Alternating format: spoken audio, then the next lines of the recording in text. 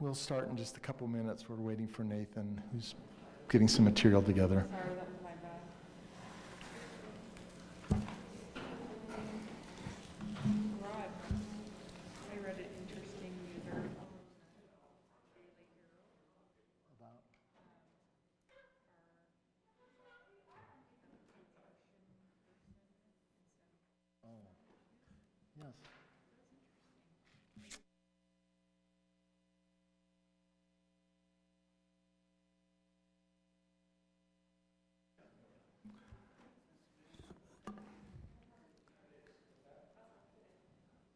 Okay, while we're waiting for Nathan to get plugged in, Council, I want to share with you, I went to DeBro Barfus's funeral today.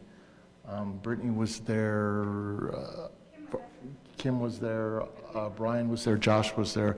I talked to Josh, and he supports this, and I talked with our city administrator, Nathan, and he supports it, that when the trees come in from Arbor Day, since he spent so much time with the city on trees, that his wife Rena can come pick one out, and then we'll find a place to plant it and have a nice little ceremony, honoring him and the kind of contributions he made. That'll happen towards the end of April, 1st of May, so just be ready for that. He was really He was a good man. He was helping neighbors prune trees up until a week and a half before he passed. And so he was a wonderful person, and I really respect that. Is there someone that would like to offer an opening prayer? I didn't ask anybody. I wanted to say about DeVerl. So he pruned my trees 2 weekends ago and gave me all of his old city information. But the next day, he dropped off a packet about how to care for your trees, because apparently he didn't think I was going to be able to figure it out later. So I was going to make copies and bring him, so everybody has a copy of his guide to tree pruning. Ah. Because I think it's good information. Can you want to guest host my blog and share it there? Happy to. All right. Write it up, and I'll post it with your byline. Okay, is there someone that would like to offer an opening prayer today? If not, I will do that. Our Heavenly Father, we are grateful to be here and to serve the residents of Highland City tonight as we discuss utilities and our budget. Please help us to be open to thy promptings, sensitive to the needs of the residents, and that I hope that we continue to be kind to each other as we discuss issues.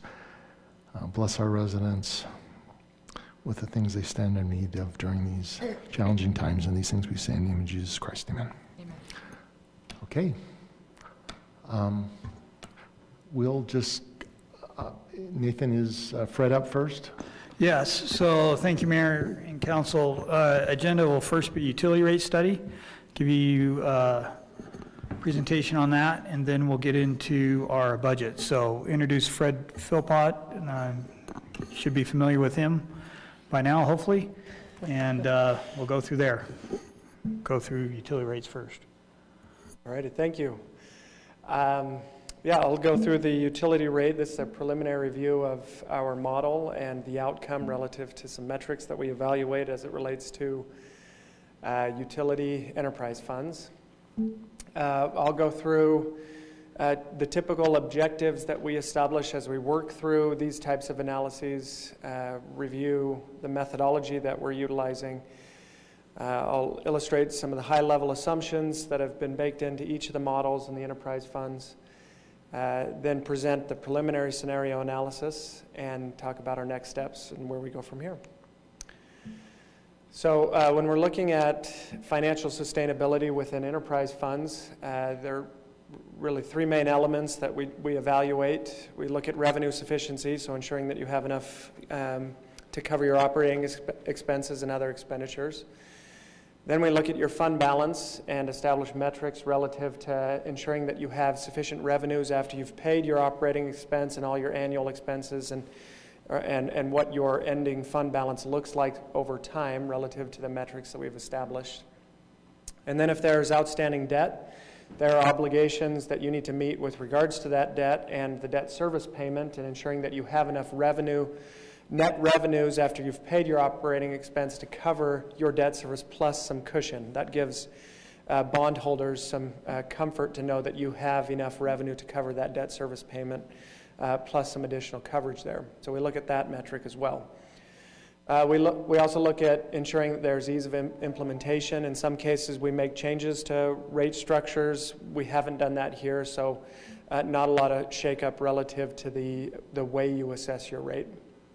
And then with all financial plans and models and looking at pro formas, we project for, in this model, in this case, we've projected through 2031, but we recommend that these be reviewed annually, at least internally, and that you go through this process every 3 to 5 years to ensure that you capture any changes in the market or assumption changes, because we are making projections and there's no guarantee that that's a reality.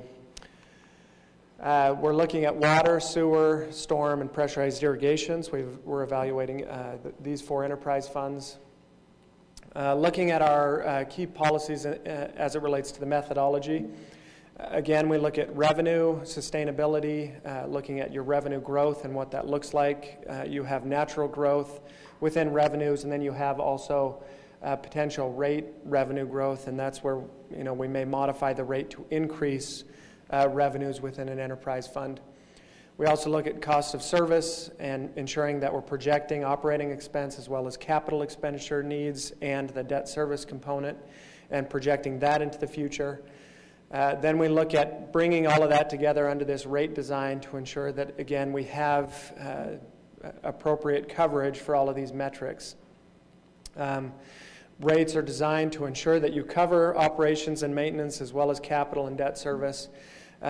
In addition, we ensure that you have sufficient revenues, again, at the end of the day, at the end of each fiscal year, to say, okay, we're keeping a healthy balance for unplanned expenses, emergency needs, because those will fluctuate as you move forward. In some cases, new capital is identified, and having reserve there is beneficial to meet those needs.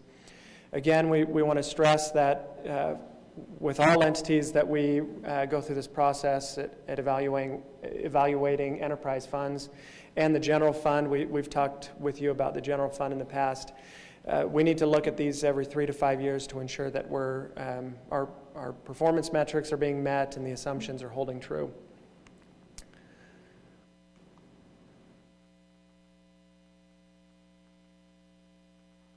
There we go. So key assumptions.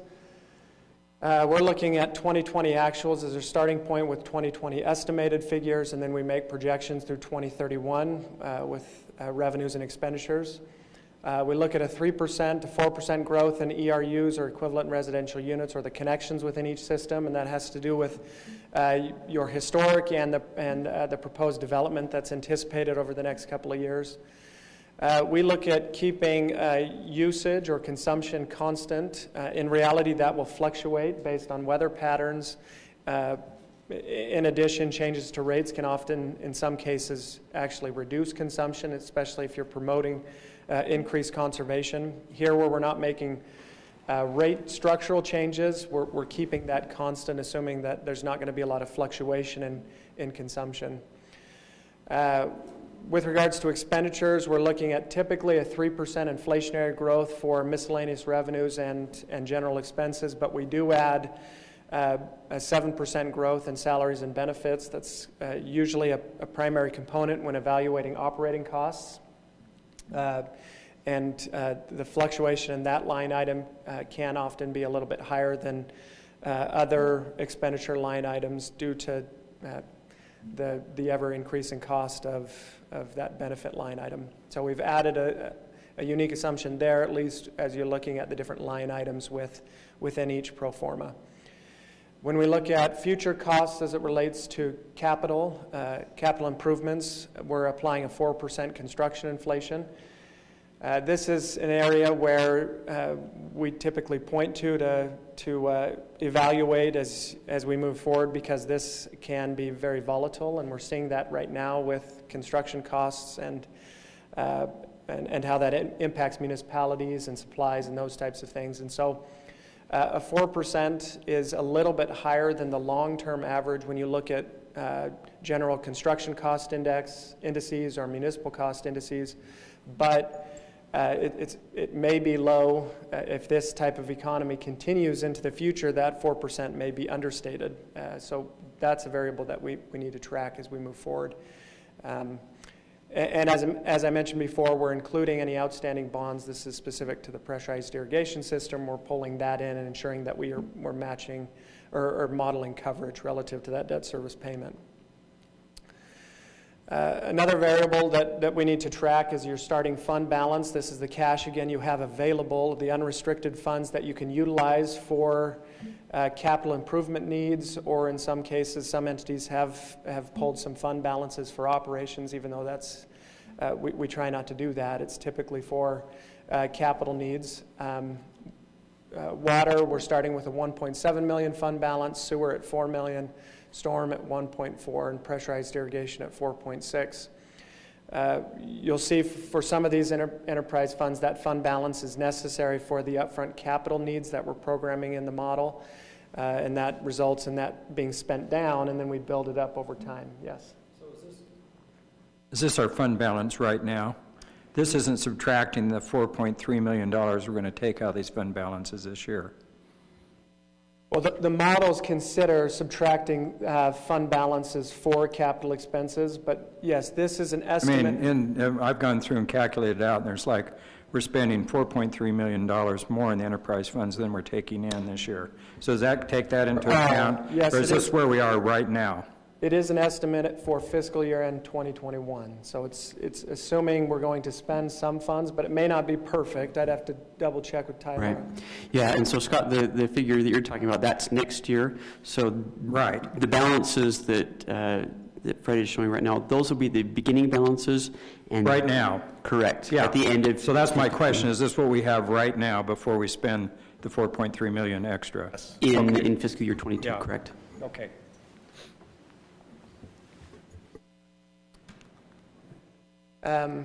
With regards to other assumptions, so in addition to looking at the fund balance, we're also looking at two other key variables for these funds. It's any new operating expense that may be over and above those natural growth or percentage growth that I showed you on the previous slide. In this case, we're potentially looking at adding additional FTEs within the enterprise funds, and we're sharing that across each of the enterprise funds for some of these positions. For water, we're looking at an operator one that's specific to the water system, and so that's programmed for the water enterprise fund. And then we have some additional FTEs as it relates to a floater that will serve all enterprise funds, public works, an assistant public works director, and another office staff member that will serve all the enterprise funds. We've shared that across the 4 enterprise funds. The assistant public works, we're actually spreading to parks and recreation as well, so it's being shared across more departments than just the 4 enterprise funds, which is why you can see that percentage is lower at 17% for the water fund, and you'll see that percentage in the other enterprise funds. But here we're adding additional operating expense relative to these new positions. So this is another layer that gets baked into this equation. And then the big ticket item is obviously our capital needs as we move forward. For the water enterprise fund, we're projecting $2.8 million over the next 5 years as it relates to water capital infrastructure needs. Fred, if I could real quick, in front of each of you, you have a copy of an org chart that will reference these positions that Fred's talking about. We'll also discuss those in the budget discussion as well. So I wanted to put that in front of you so you have a visual that will tie both of these presentations together somewhat. So looking at the sewer enterprise fund, you can see those positions. The operator one is removed from the sewer enterprise fund, again, because that was programmed just for the water utility. but the other positions there are also being shared within sewer, with $3.7 million over the next 5 years as it relates to capital infrastructure needs. When we look at storm, again, those FTEs, and then $1.3 million in capital needs over the next 5 years. And then for pressurized irrigation, this is where we have the biggest capital need, with $10.6 million over the next 5 years as it relates to capital infrastructure, and the FTE sharing there with the new O&M being programmed in. So when we're looking at scenarios for the enterprise funds, we typically start with a baseline, which is a do-nothing approach. If we don't change your rates at all, what do the metrics look like relative to fund balance and your debt coverage? If that's not feasible, then we start layering on additional scenarios, and typically those scenarios will focus on either a pay-as-you-go approach, a debt approach, or a combination of that. Here I'm just providing you with really a baseline scenario and a pay-as-you-go approach, which is what do we need to do to rates to ensure that we can maintain revenue sufficiency, fund our capital, and keep enough reserves in our fund balances without really new debt. So the models do not consider any new debt in this equation, but we are ensuring that we cover your existing debt service payments as it relates to pressurized irrigation. Here's the water baseline with no rate increase. You can see we've established a target of 1 year's worth of operating capital. So it basically means that you have enough reserves to cover 1 year worth of your operating expense. Here, based on no rate increase, we fall below that target. That's the orange line there. That's right below the 400 mark. So we're looking at 365 days of capital, working capital or fund balance. Based on the capital needs and our growth in expenses and the inclusion of those new operating expenses, we spend down our fund balance and we actually go into the negative. So it takes all of your available reserves and then some to fund the pro forma that we're projecting. Again, the primary impact of that is the capital infrastructure needs that are needed, and so that spends all of that reserve. And so we looked at then again scenario 2, which is what would we need to do to rates right now to mitigate that. Now you can see we don't fix it in 1 year, but we reverse that trajectory and ensure that we can generate enough net revenues to add back to our fund balance. So in essence, we're spending it down and then going to add back to it over time.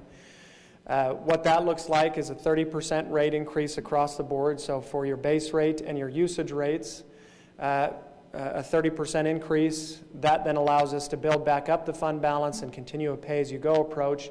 And then when we get out into those future years, you can see that we need to spend some more of that fund balance and future action may be needed. So again, this is that, going back to that need to look at these on a 3 to 5 year basis. We're showing that the trend looks positive, that we can build fund balance and that stabilizes. But again, future review of this enterprise fund would be needed to ensure that we hit this, and that if that trend happens in 29, 30, and 31, where you start seeing your fund balance drop again as a result of the need to expend funds, then there may need to be some action taken at that point.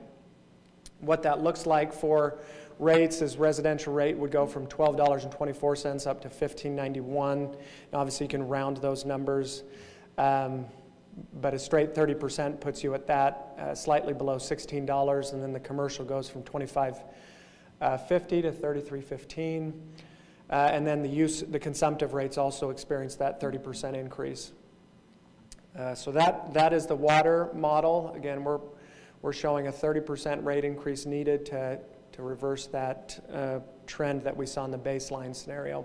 And one of the bigger expenses in that model is the drilling the new well, yes. Right? That's over half of it, I would guess. Yes, yep. And looking back to, I failed to mention or highlight your previous study. So that was completed in 2016.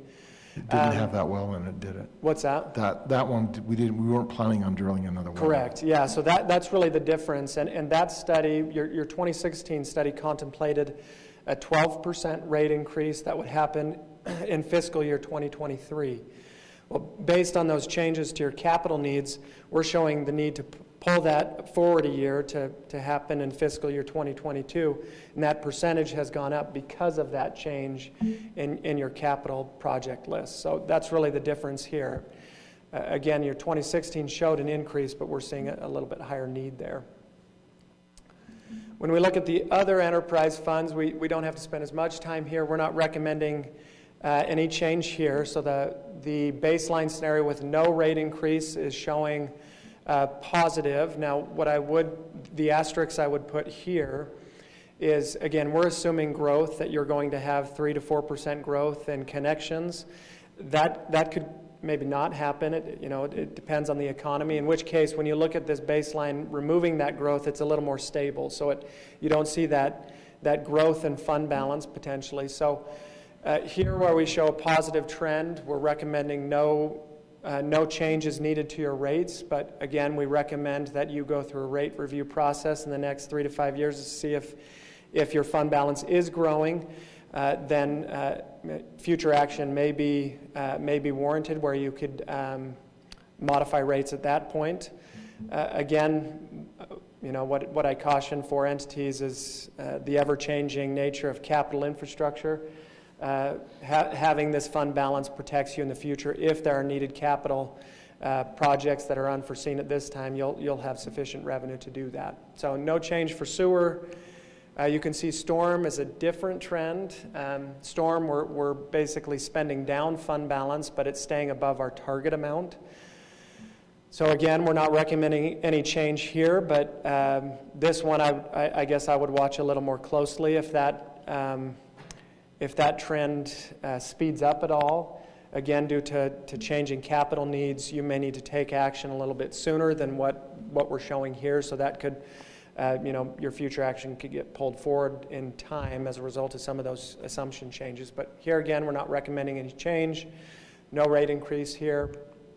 For pressurized irrigation, again, no rate increase or rate change recommended. The trend here is that you're spending down fund balance.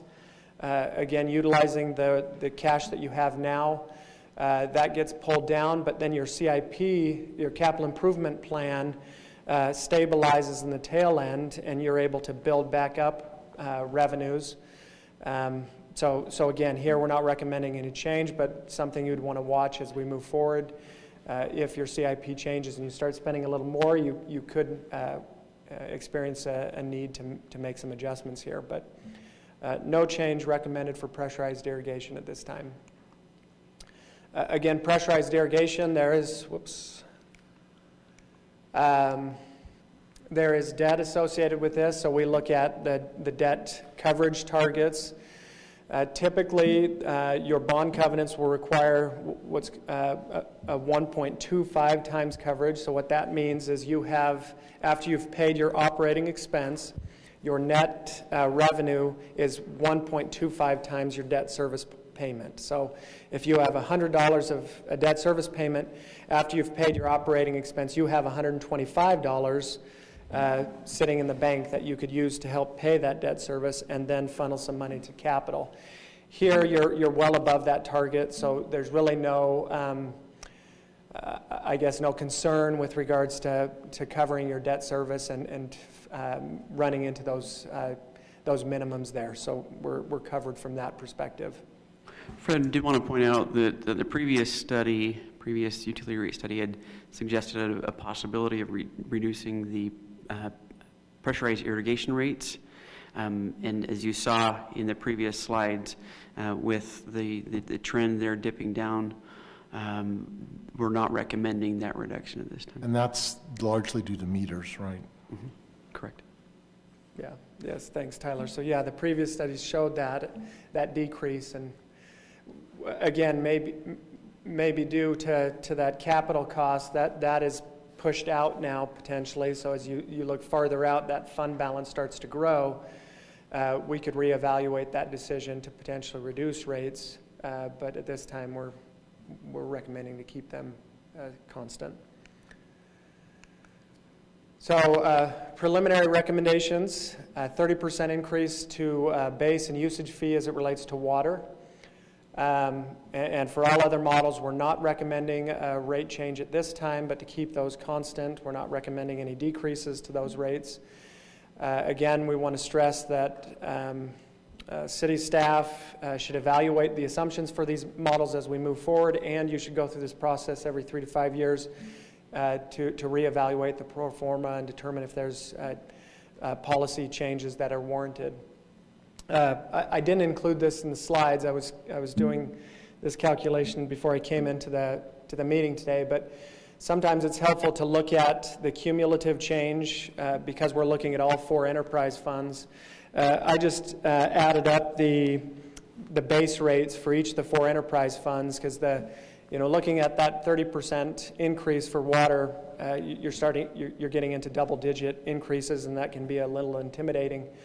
But when you look at all of your enterprise funds and those base rates and add those up together and look at the dollar change relative to all enterprise funds, it's more like a 5% increase. So by keeping all other rates constant and only experiencing the increase in the water fund, that cumulative impact to the base rate is somewhere around 5%. So that helps to put it into context when you're looking at all enterprise funds. I would just note for the council that our culinary water rate is by far the lowest in North Utah County. It's not even close. So, yes, I pulled some additional data with regards to that, just some of your neighbors' comparisons. Your Alpine, their base rate is at $17, so you're even with that 30% increase, you're below the $17 that Alpine charges. And American Fork, their base rate for a 3/4 inch meter is at $16.49. So your 30% increase is still below another neighbor with regards to culinary water. So, and when you look at their tiers, it's difficult to have an apples to apples comparison when it comes to utility rates because every entity is different. But their tier structure is a little more aggressive with the amount of water that they allow and the rates that they assess. So, yeah, your rates for water are pretty low, relatively speaking, just relative to your neighbors even. So, with regards to next steps, again, these are preliminary scenarios. They do capture what we feel, based on staff input, represent your needs. And we've dialed in those assumptions and tried to really fine-tune that capital improvement list. But you, as a legislative body, obviously have the opportunity to make suggestions. I'm pretty good with scenario analysis, so we can manipulate scenarios as you feel appropriate. Based on your input, if there are additional scenarios, we will finalize that and prepare final recommendations. And a final rate study, and then we go through the adoption process relative to any recommendations that you feel are appropriate. So, any other questions, comments you want me to address? Anything, Tyler or Nathan, you want me to highlight that I may have missed? so we'll get a copy of this presentation after the meeting. Thank you. That was very clear. Thank you. Very good. Maybe we'll be done before 9. Shh. Did I jinx it? Okay, Tyler, you have a pretty high bar.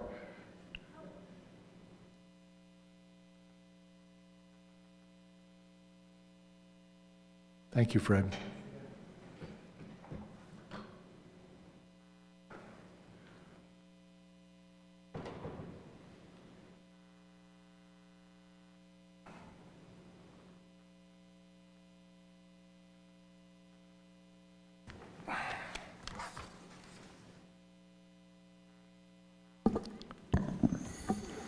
I know that was a half hour, but that was a lot of work, and we're actually really happy we only have to do adjustment in culinary water. We thought it was going to be much worse. So, Nathan, can I recommend magnifiers next time we do this for all older Yes. council members? Oh, then I'm We'll put it in order for the mayor. we'll put it in order and for magnifying glasses. The big quilting ones that, Yes. the needlepoint ones. that Yes. sit. With a light. All right, Mayor and Council, can you hear me okay? All right.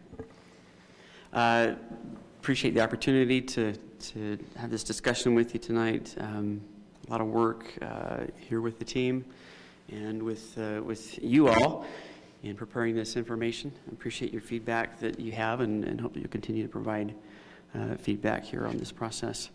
So an overview of what we'd like to cover this evening. Here, the overall theme of proactivity and planning for our future here in Highland. Talk about fund balances, revisit the general fund revenue items that we discussed last time, council appropriations, capital projects, some new positions that you did see some there in Fred's presentation, some of that, some fleet needs, particularly in public works, public safety, wages and benefits, and then kind of the ellipses at the end, further consideration. So as we think about the future of Highland, certainly want to be proactive. This isn't just about the current fiscal year or the next fiscal year, 22, but setting Highland up for a resilient and sustainable future financially. So some considerations there to bring to your attention. The state legislature and the governor signed into law HB 128, which increases the percentage that a city can accumulate in the general fund balance after the end of the year from 25% up to 35%. Why this increase? I think there's a lot of things we're seeing here in current economies, just the flux, but they're seeing the need to make sure that cities have the flexibility to weather storms that might come economically. If think about Highland's history, talking with Nathan and other staff about previous experience, if you go back about a decade, there were times where funds were a lot tighter, cash flow was a lot tighter, and here we're not speaking about cash flow exactly, but it's related. And there was a time where staff were having to choose which bills to pay on time.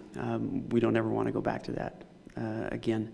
So many experts across a variety of industries, and including in personal finance, would suggest it makes sense to have a good 3 to 6 months emergency fund on hand. 25% in essence represents three months of revenue for a general fund.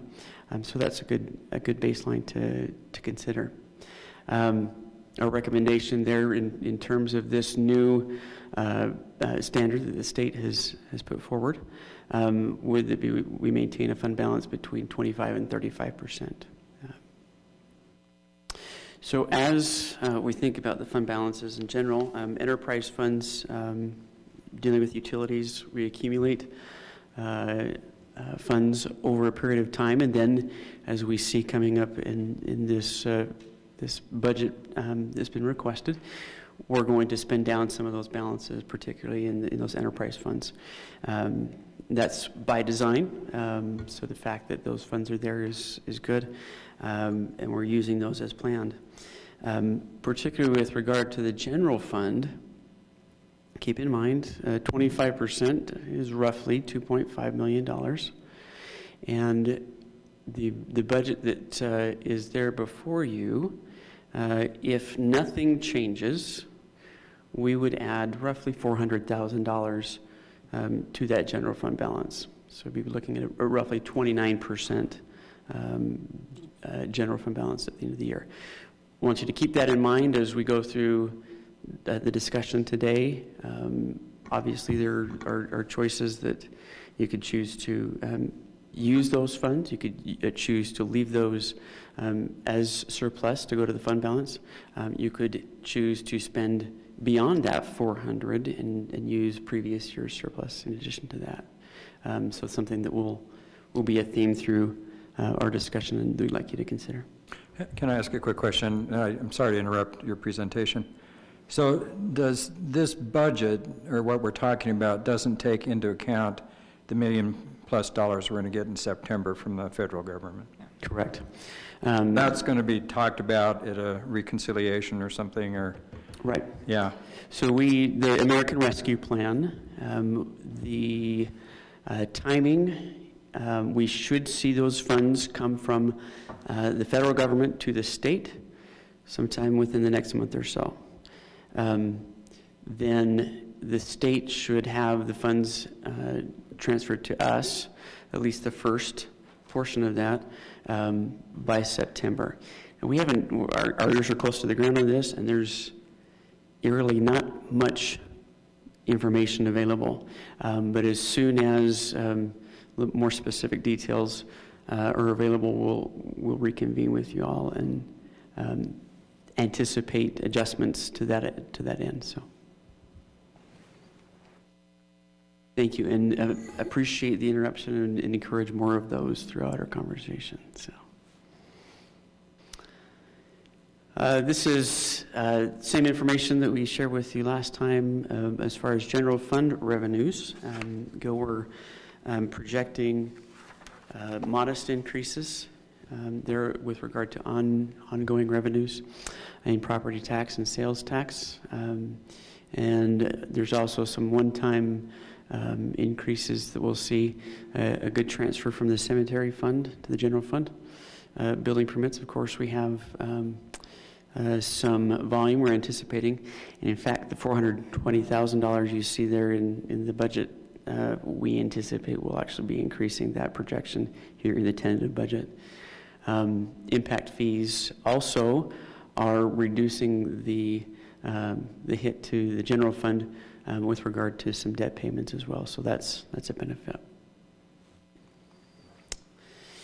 Some other things that you'll see in the general fund expenses this year that we're able to do, a general plan update.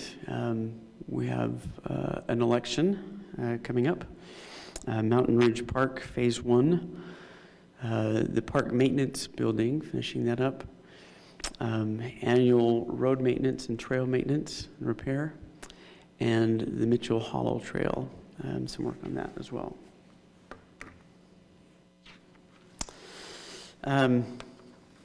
Here, a new item that we've included there in the requested budget. We've set aside an allocation of $18,000, which represents $3,000 for each council member and the mayor. Our hope is that if you identify an innovative opportunity or a particular project that's a priority for you, that those funds could be dedicated to that end. So $3,000 each. Certainly welcome to combine those together and combine the funds that are allocated to you, but want to provide that flexibility.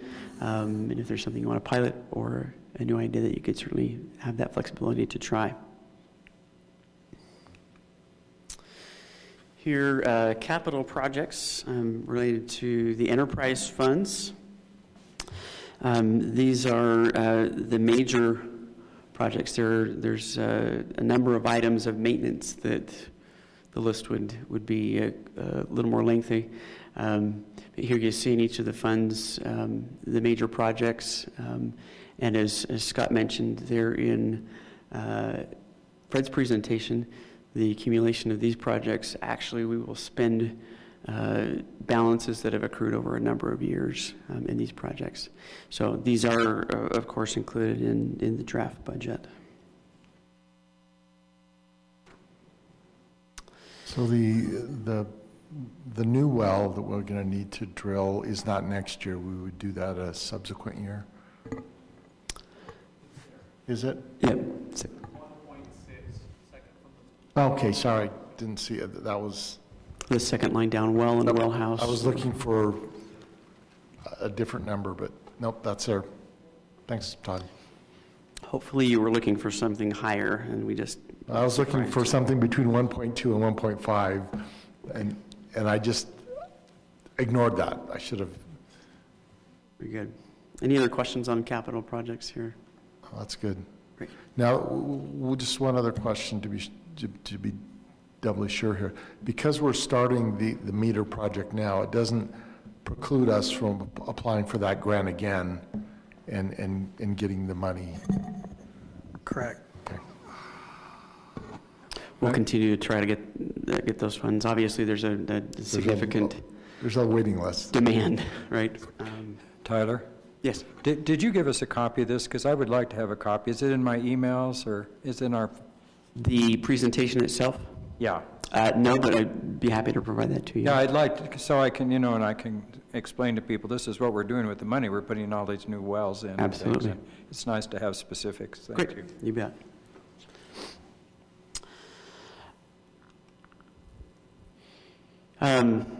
Some new positions that, some of which Fred alluded to, broken this out into various stages of what we discussed with you previously. So starting off with what's included in the draft budget and has been previously approved, there's a couple of positions, Public Works operator positions. One, the arborist position in Parks, a full-time position.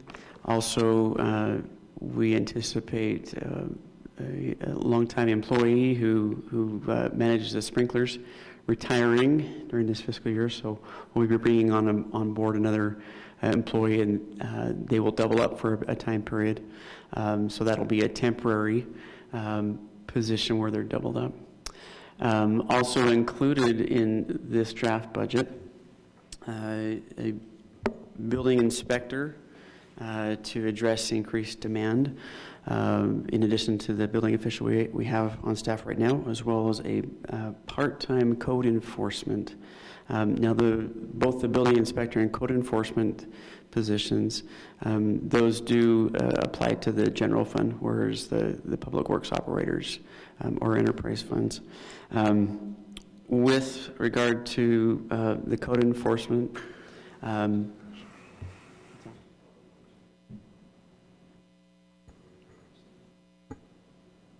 that's correct. Thank you, Nathan. Those public works positions are our general fund. Thank you. The code enforcement position here, that's a need not only in the next fiscal year, but maybe something that we need to jump on sooner, given Erin's early departure with very good reason, having her new baby. So that's something that we'll be taking a look at here, if that need can be filled here right away. Yeah, can I ask a quick question? You bet.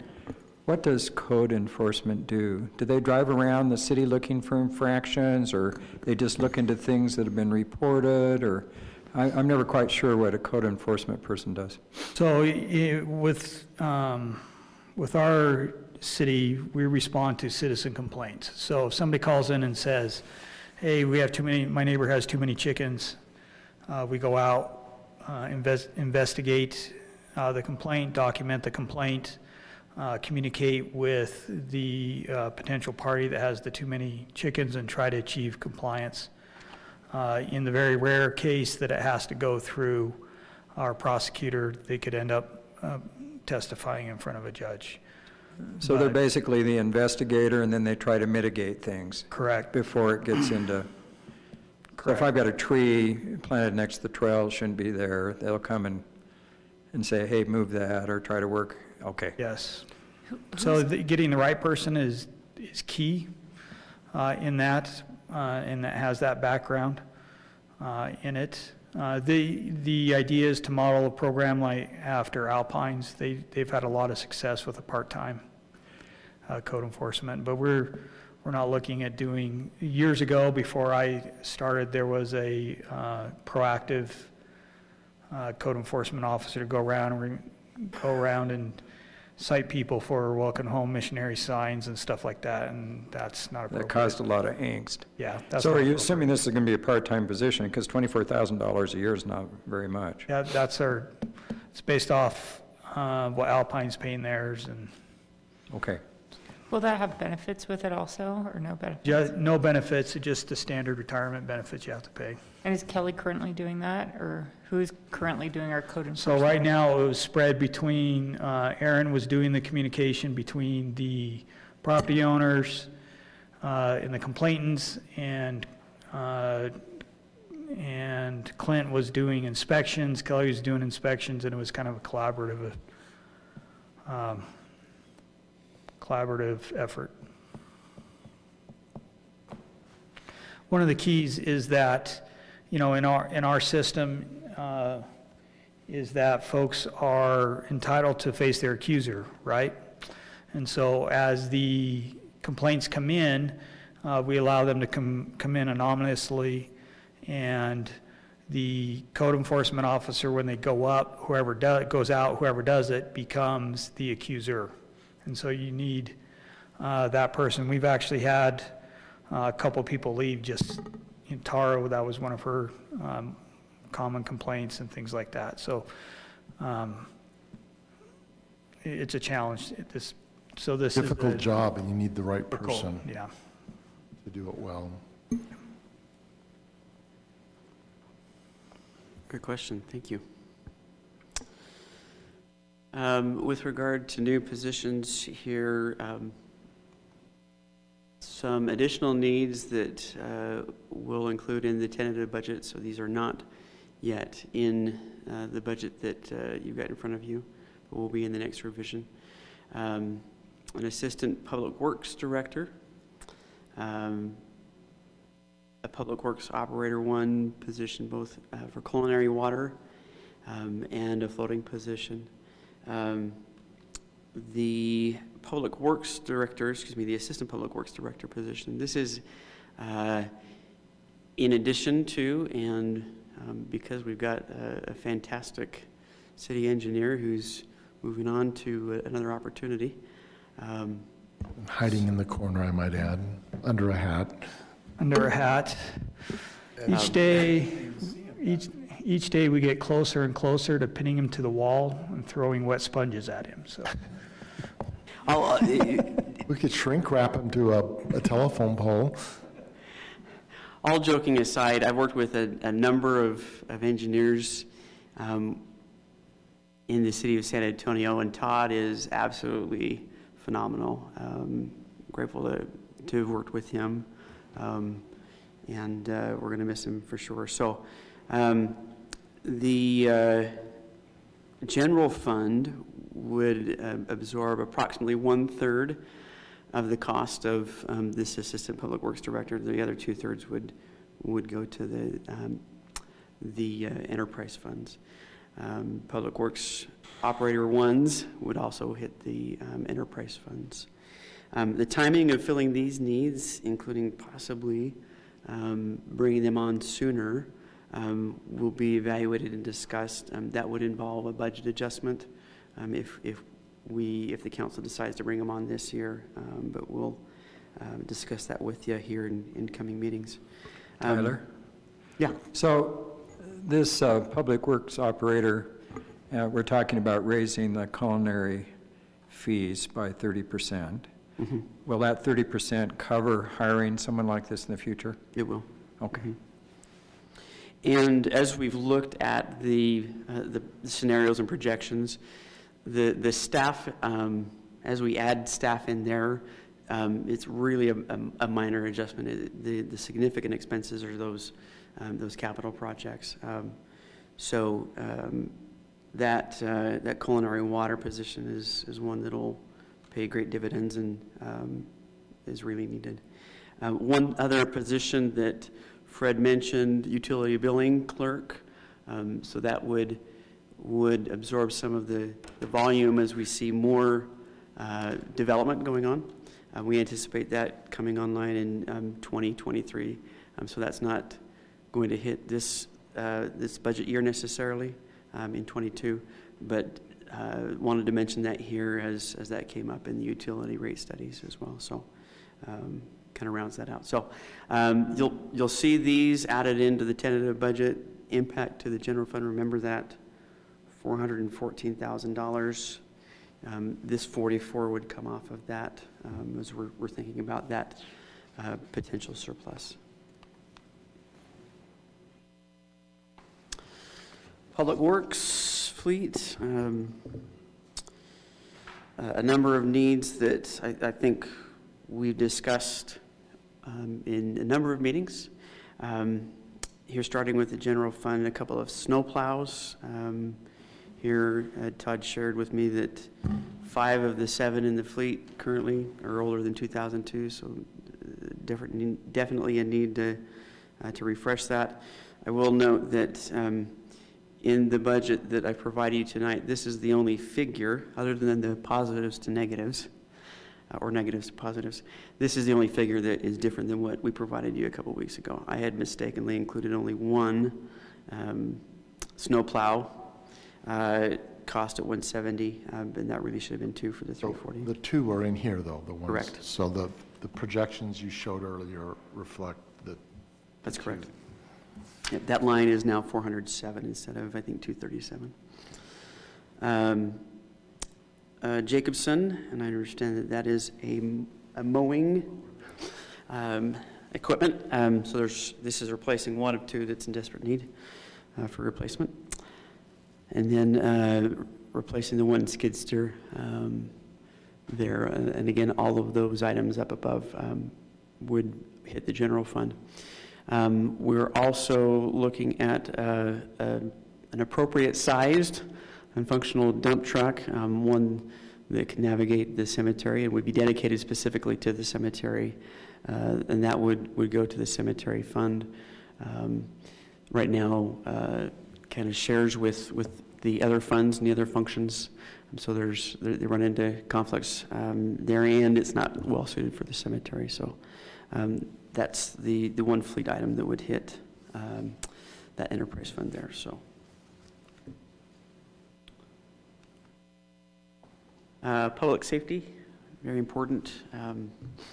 You hear so much going on in the news. We have tremendous staff and leadership there in our police and fire departments.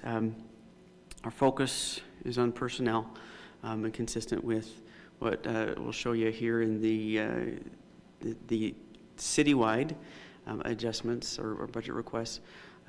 We're looking for a 3% merit increase.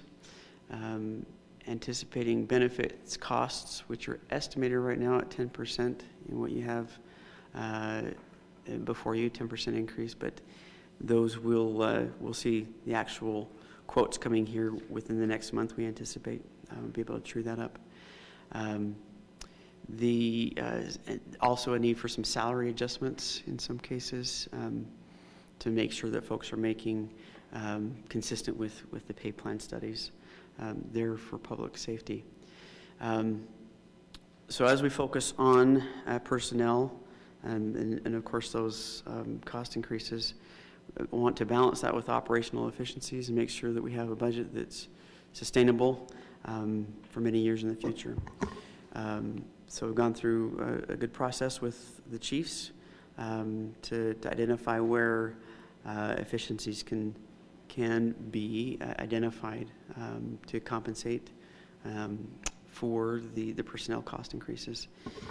So what you have in the budget here for the city maintains a 2% increase in our assessment. We anticipate that will actually come down as we refine the district's budget.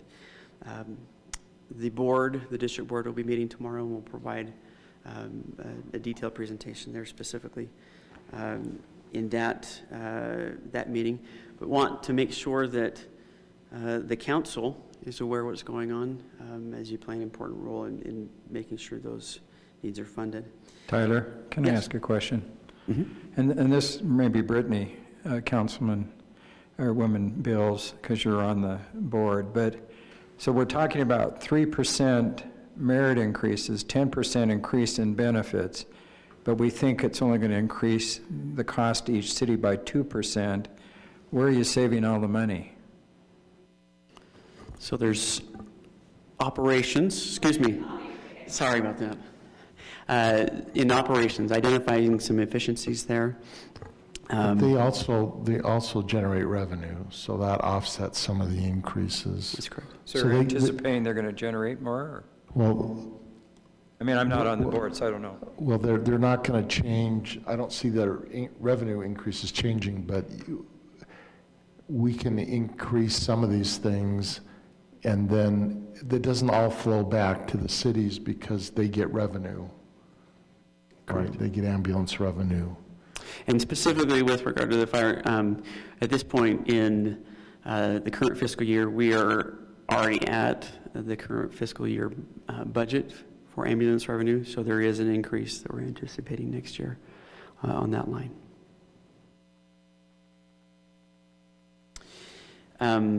You may recall the interlocal agreement that Highland and Alpine signed and was revised last year, does provide for both councils to approve the district's budget in the event that the change in the budget, the increase or decrease, exceeds the average change in property tax from, in this case, from fiscal year 19 to fiscal year 20.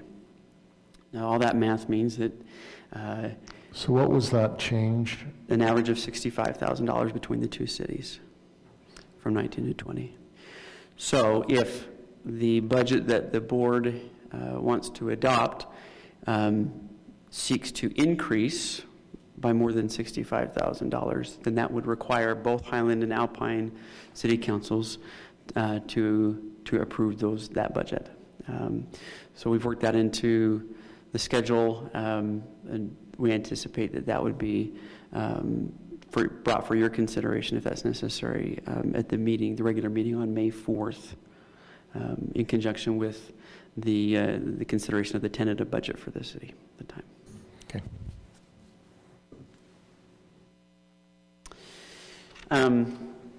Just briefly, looking at the history of public safety expenses, obviously public safety, a very core function of local government, very important. Our residents here in Highland are now paying the public safety fee to bring in approximately $650,000 revenue to compensate for the departure of Cedar Hills. They left the participation with the fire district. Beginning the first full year without Cedar Hills was fiscal year 20. So as we've worked with the chiefs to prioritize what are the operations and maintenance expenses that are the most important, and then looking at funding the now two cities' service needs, as we identify, particularly with fire, because you'll recall Cedar Hills did not participate in police, it was just with the fire department. So we've noticed as expenses approach the level that they were at with 3 cities participating, now there's only 2, that can create some challenges for ensuring a sustainable budget. So that's something that we're mindful of. Hey, Tyler, Yes. do we have what percentage of services decreased with Cedar Hills pulling out with fire? I mean, have we done an analysis of that, of, how much services decreased with Cedar Hills pulling out compared to You're our talking calls expenses? per day? Uh-huh. So we are looking at call data currently, and that's something we can incorporate. As far as revenue, when Cedar Hills left, they were contributing 18% of all of the expenses. So does that mean that 18% exactly left? Not necessarily, but that's kind of a starting point. So we are looking at that call data from the dispatch and trying to get to those questions that you're asking. Very important, I think, to get to the bottom of. Can I ask a question, Tyler? You bet. So I'm forgetting the percentage that Highland pays of this budget. Is it 65%? Roughly. Is that right? Yep. So the budget is based, or the assessments for administration and police is strictly population-based, so what shared is of the overall population of the district does Highland have. Fire and EMS, there's a couple of categories. 10% is a 50-50 split, and then 45% each for population and equivalent residential units. One other thing that's in that administration budget is the dispatch. So each city pays its own direct costs from dispatch as well. So that's what actually the majority of those administrative expenses on that first line. So of our general fund budget, we're spending close to 45% on public safety. It used to be around 40%. Is that right? Correct. Okay. And so that's share, and that's one perspective to consider. What's the golden number? We don't know exactly. I don't know that there's any expert on that, but The bottom line number there you have is the total cost, not our cost. Right. correct. So our cost is closer to about 4.8 million. Yes. And we have like a little over $10 million general fund budget. Correct. So, I mean, that doesn't leave us much else. And hence our Yeah. concern. In San Antonio, the city council there and the mayor found it necessary to have quite a bit of analysis done and put in place a cap. Their cap was 67% of the general fund budget, and obviously we're talking about magnitudes of difference. But it's important to keep the proportionality in mind and what the appropriate amount would be a policy decision there from the council. But our feedback from you all has encouraged us to consider what are the other needs and make sure that we're balancing. We want to make sure the budget is sustainable overall. So look forward to chatting more with the board tomorrow, but certainly any of you, including those that aren't on the board, happy to entertain any questions that you have on that budget as well.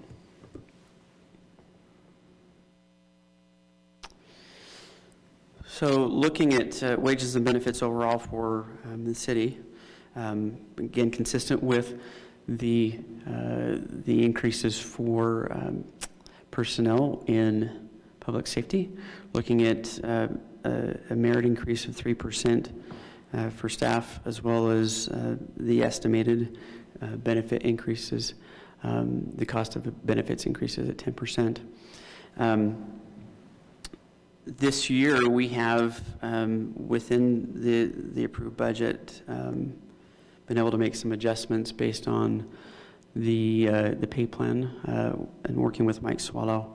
And one thing we've noticed within that effort is the constant need to reevaluate, similar to the utility rates and whatnot, but to make sure that we're not setting the city up for significant shocks with regard to having to true up compensation every 3 to 5 years, that kind of thing. It's better to do that on a more frequent basis. So the tentative budget that we'll present for you here in a couple of weeks, we'd like to include a 3% market adjustment that will help us to retain our good staff. And here you see on this slide the breakdown of the impact to each of the funds. So with regard to the general fund specifically, an impact of just under $40,000 per year to do that. We would suggest consideration of a market adjustment of approximately 1.5% in future years, consistent with national inflation. to help avoid having to take such a shock at any one time to adjust wages. Hey, Tyler, Yes. just to clarify for council, you show the benefit cost increases at 10%. Yeah, just looking at the numbers, it seems like a lot of the benefits, employee benefits, increase quite a bit more than 10%. Can you just kind of explain how that works? Excuse me. So in a few cases, there's the additional staff positions that are coming in. There's some changes in allocations, and there are changes in life circumstances that some staff would, if they were single or on a employee and spouse, or now they have a child there, so that would increase the expenses. One other thing that looking at those changes, and I appreciate you bringing that up, the city provides an option for staff to opt out or take an in lieu of, which actually presents quite a savings for the city. If an employee has opportunity to be on benefits with another entity, another organization, the city provides either a retirement or cash payment equal to half of the cost that we would have paid if they were on the city's benefits. So in those cases, we see a considerable savings. But as that may change, we do see that there is some fluctuation there. Appreciate that question. And we do anticipate, as I mentioned, the benefits pricing to come in here within next 2 to 4 weeks. Hopefully shorter than the 4 weeks. And we'll have a more specific number for you at that point as soon as those numbers come in. So are most of the benefit increases from my communication with Nathan, are they healthcare costs? Yes. Okay. I want to put a disclaimer into that, because as a healthcare provider, my income has dropped the last 10 years on a yearly basis. These increases are going into health insurance companies. That's why their stock's off the chart. Mm-hmm. It's going into pharmaceutical costs and technology in hospitals, because the caregivers are really not reaping it in, as far as I can tell. And that's just a disclaimer. At least the primary care ones aren't. So I know everybody thinks, oh, wow, you know. I've participated in the in whole thing, yeah. I'm sorry. I say I get frustrated with the whole thing. Absolutely. And I think we ought to do lunch sometime. I've been on a high deductible plan for well over a decade, and seeing some of those impacts, it's very frustrating. So appreciate all the work that our broker is doing to help keep those costs in check. They've gone out to bid to make sure that we're getting the absolute best while still providing a good benefit to our employees. So on behalf of the employees, certainly appreciate that investment that you're making in us. And that does not, by any stretch of the imagination, go unnoticed when we consider the compensation, the total compensation that you're providing for our services. So thank you. So those health benefits are taken into account when we do our analysis with Swallow on employee compensation and how we measure up. Does that also include our benefit package that we're including with our employees? We have in the past done TCV, total compensation value comparison, but the last two, the one that we're currently completing is purely salary.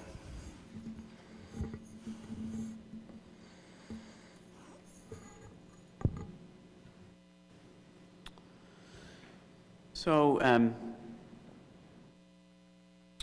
for further consideration, so these are all items that are not yet contemplated or included in the draft budget. And as you consider the $414,000 there and the direction I'd like to proceed in with that regard, these are things that could be part of that equation. So parks capital needs, Again, $4.1 million, a lot of that focused on Heritage and Highland Glen parks. Park construction there at Mountain Ridge and Beacon Hills. Building maintenance is always an opportunity to improve. And then on the revenue side, as Councilman Smith indicated, we have the American Rescue Plan that's coming up. So anticipating approximately $1 million sometime in the next 6 months. And the lines above would suggest plenty of opportunity to spend those funds, at least in those ways, and others if you have other priorities. So with that, just a brief overview of the remaining budget timeline. Here we're mid-April. Again, in here approximately 3 weeks, we'll bring the tentative budget there for adoption. And look forward to your feedback here prior to that, so we can incorporate that in the tentative budget. Have penciled in a work session at the beginning of June, and then anticipate formal adoption of the final budget here on June 15th. So with that, would love to entertain any other comments and questions that you might have. On the last slide on parks, so we have Mountain Ridge, Beacon Hills, building maintenance, Heritage. So that's, is that cleaning up the baseball fields at Heritage, or what is that going towards the park capital needs there? So those are playground and replacement and ADA compliance. Okay. You know, I want to add Mitchell Hollow baseball field on there. It's just hard for me to see a baseball field unused when it's such a good baseball field. Todd. And I support that. So you got two The great people on fence, the we have council. bleachers there. I mean, a dugout, it's an awesome field that could really be used by these baseball teams if we just put a little money into it, maybe get some help from the other baseball teams. So how many baseball diamonds do we have in the city? We'll soon have 14 soccer fields. 1, 2, Heritage, 2 formal. Two Mitchell formal Hollow ones? one. No, I think we ought to 3 put some formal, money 3 into the formal. Mitchell Hollow one if we But just can. Heritage and Mitchell Hollow, right? Yeah. Yeah, and Heritage is the only one used by the leagues, and we split maintenance there, and then the school, Mitchell Hollow. it can't I be- don't know why we can't find some money for that baseball diamond. Wasn't there somebody that was going to contribute to improving it? Yeah, that fell apart.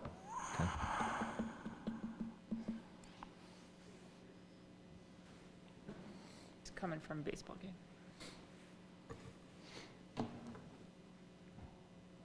Why did it fall apart? Is there a way to get it back? I'll be happy to reach out to him. We communicated a couple times and he just went dark. So, I don't know. But if people donate to something, they can put a plaque or something up that they donated, right? I mean, do we have rules against that, or? No, we don't have rules. Okay. He's not a guy that would like that, but yeah, I'll reach out to him again and. It'd be great, because I think it'd be nice to have 2 ball diamonds at least. Could be So- those kids are just older now. Tyler, do we have 2.5 million in reserves in the general fund now, or is that anticipated when we have the surplus next year? Are we trying to keep about 2.5 million in the general fund reserve? Yes, and so we do have that in reserves currently. That's also projected here for the current fiscal year end. And that keeps us at about 25%. Correct. Okay. Tyler, I don't understand why we need to have reserves if the federal government will just come in and bail us out every time something happens, though. I'm kidding. Do you want us to? There was once upon a time a dream that your finance director had of working for the federal government. Did you admit Just that? because on the local level, we have to be fiscally responsible, Absolutely. local and a state level. If you want to make a difference in somebody's life, bring it closer to home, right? So, True that. I can't believe you admitted that. you know. Any other comments?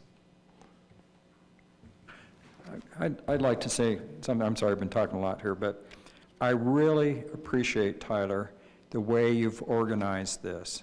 I mean, it's really much better for me to understand when I can go through and say, oh, okay, here's the garbage fund. Okay, here's the general fund. And they're all separated and with the nets and everything. I just think it's really good. It's much more understandable. I don't know what the other members of the council think. Kurt isn't here, but he's been through more budgets. But I just think this is great, the way you've organized it. Thank you. Absolutely. Appreciate your feedback. I went through this line by line with Tyler, asking questions, and he knew the exact answer, the details behind every single line item. Just really impressed with how you've put this together, Tyler. Thank you. And gotta say thank you to my colleagues who have been on task and spot on with getting that information so that I can consolidate and share that for you. So appreciate everyone. Well done. I have a few just small questions I was wondering about. I see on a lot of the categories, there's a section for credit card processing fees. Why do we have to pay the credit card processing fees instead of the residents? So that's how we, it's built into the model, and that's how we account for those fees coming in. So they do pay for them? No, the city does cover it. We don't include those in our rates, right? So when you use the Like automated, $18,000. What's our processing rate? You pay that charge, Right. last I knew, yeah. Right. That's a good question. I'll have to check with Candace on that and get back to you on that.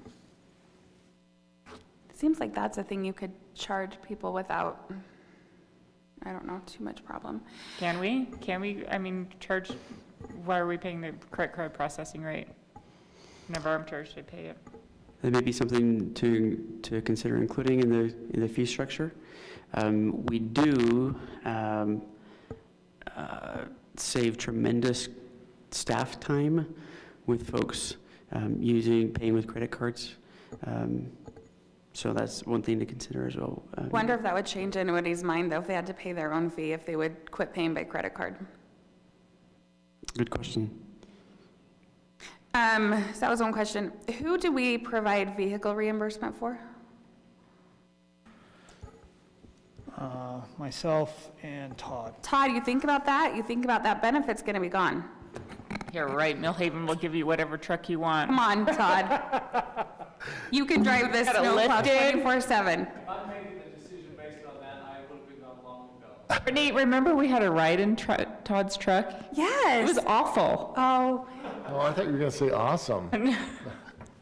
The shocks were out on that. we're paying for that truck? I was a good ride.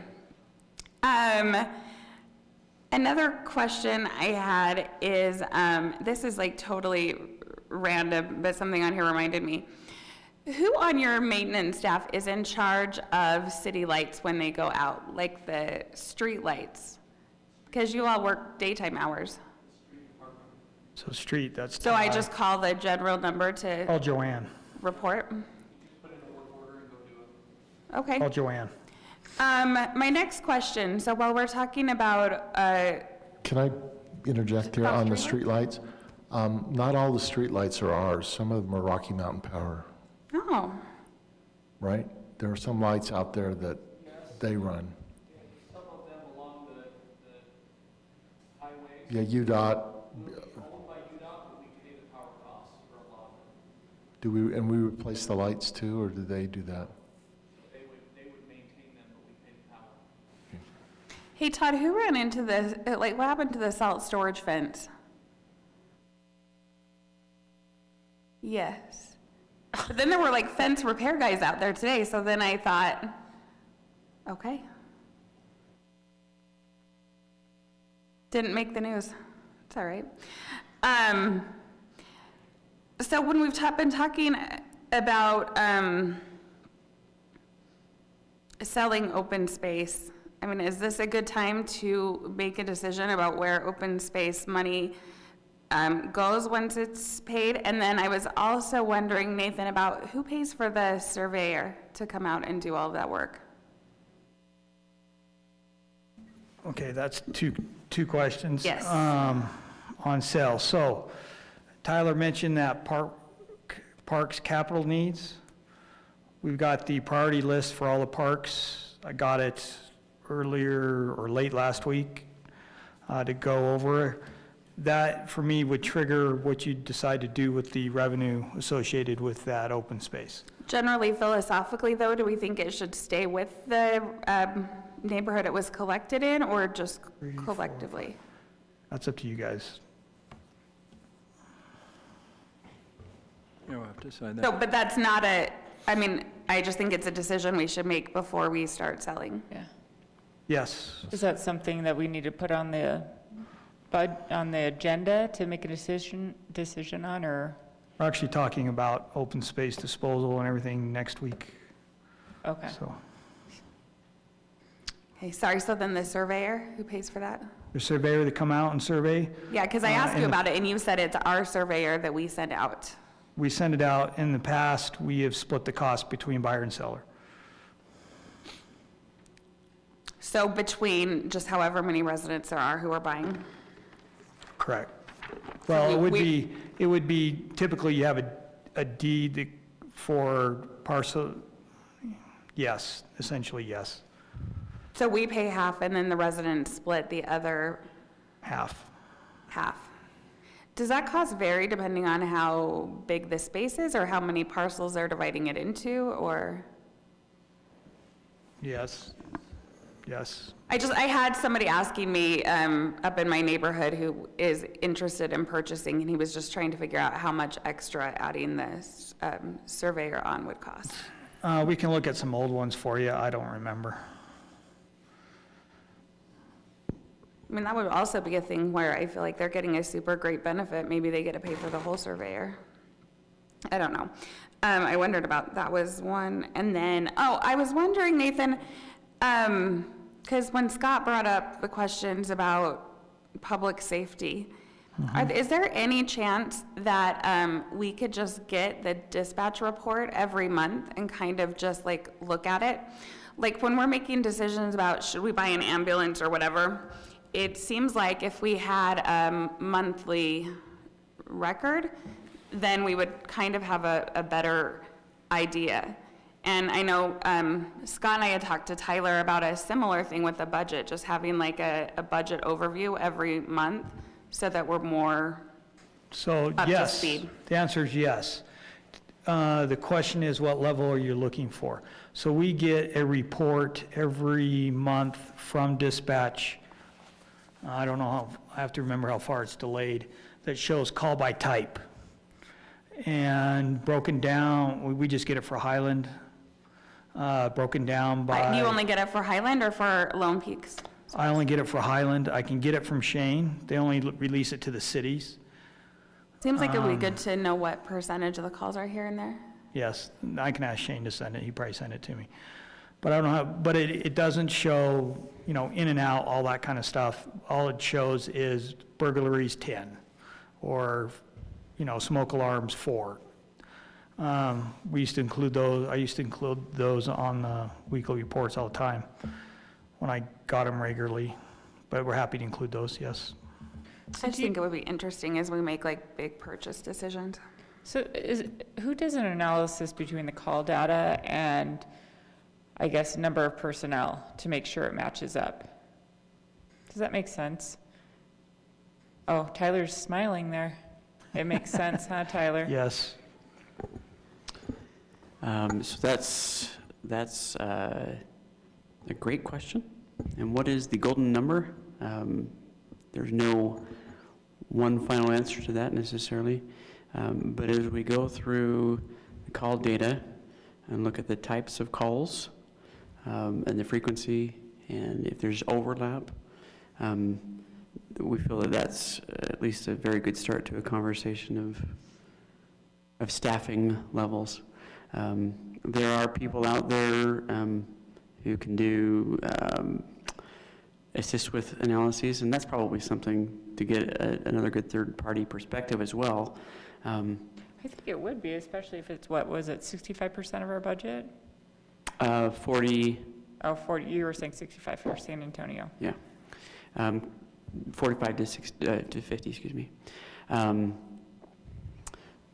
So all comes down to, in my experience here as well as previously, there's lots of varying perspectives, and so we want to make sure we get someone who understands our community and is a, I don't know if there is unbiased, but someone that will be fully transparent about their biases and give us good information. And then they just can do comparisons between other cities also to see their data compared to their personnel and.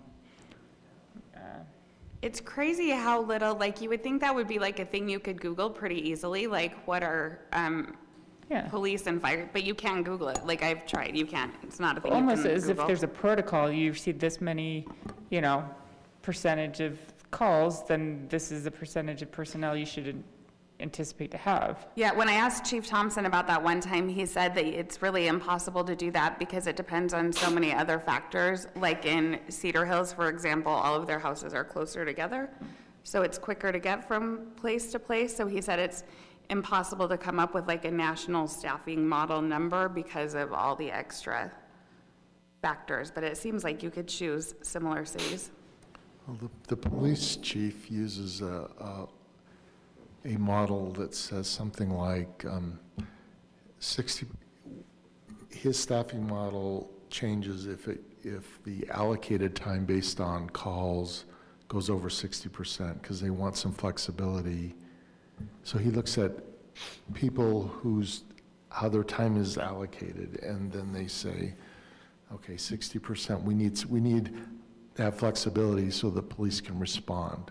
And he tracks things that way, and he shares it with us when we go to budgets on that score.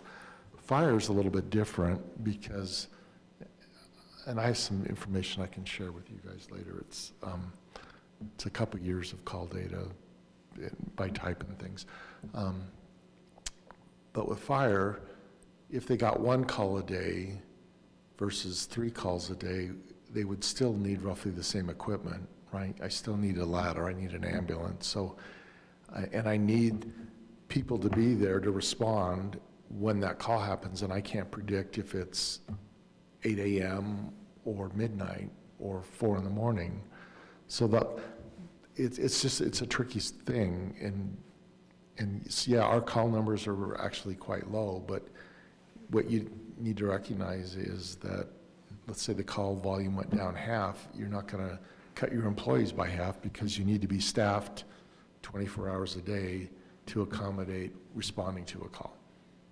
And unless you change your model and say, our service level is going to be, if you have something bad happen between 8 and 5, you'll have 3-minute response time. If it's 2 in the morning, it'll be 10-minute, right? That's a trickier question. So the dispatch data is interesting. It does help with ratios between us and I looked at, I'm on the dispatch board, so I see some things occasionally, and our comparative costs in terms of allocation for the year between Alpine and Highland is roughly what I would expect it to be based on population.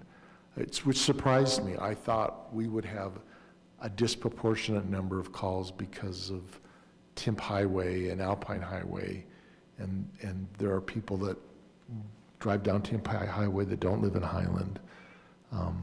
Hey, speaking of that, I would thought the proportion would be weighted more towards us, more so than But just it's not. population. But it's roughly what I would have expected based on population. So that was surprising in a good way for me. because we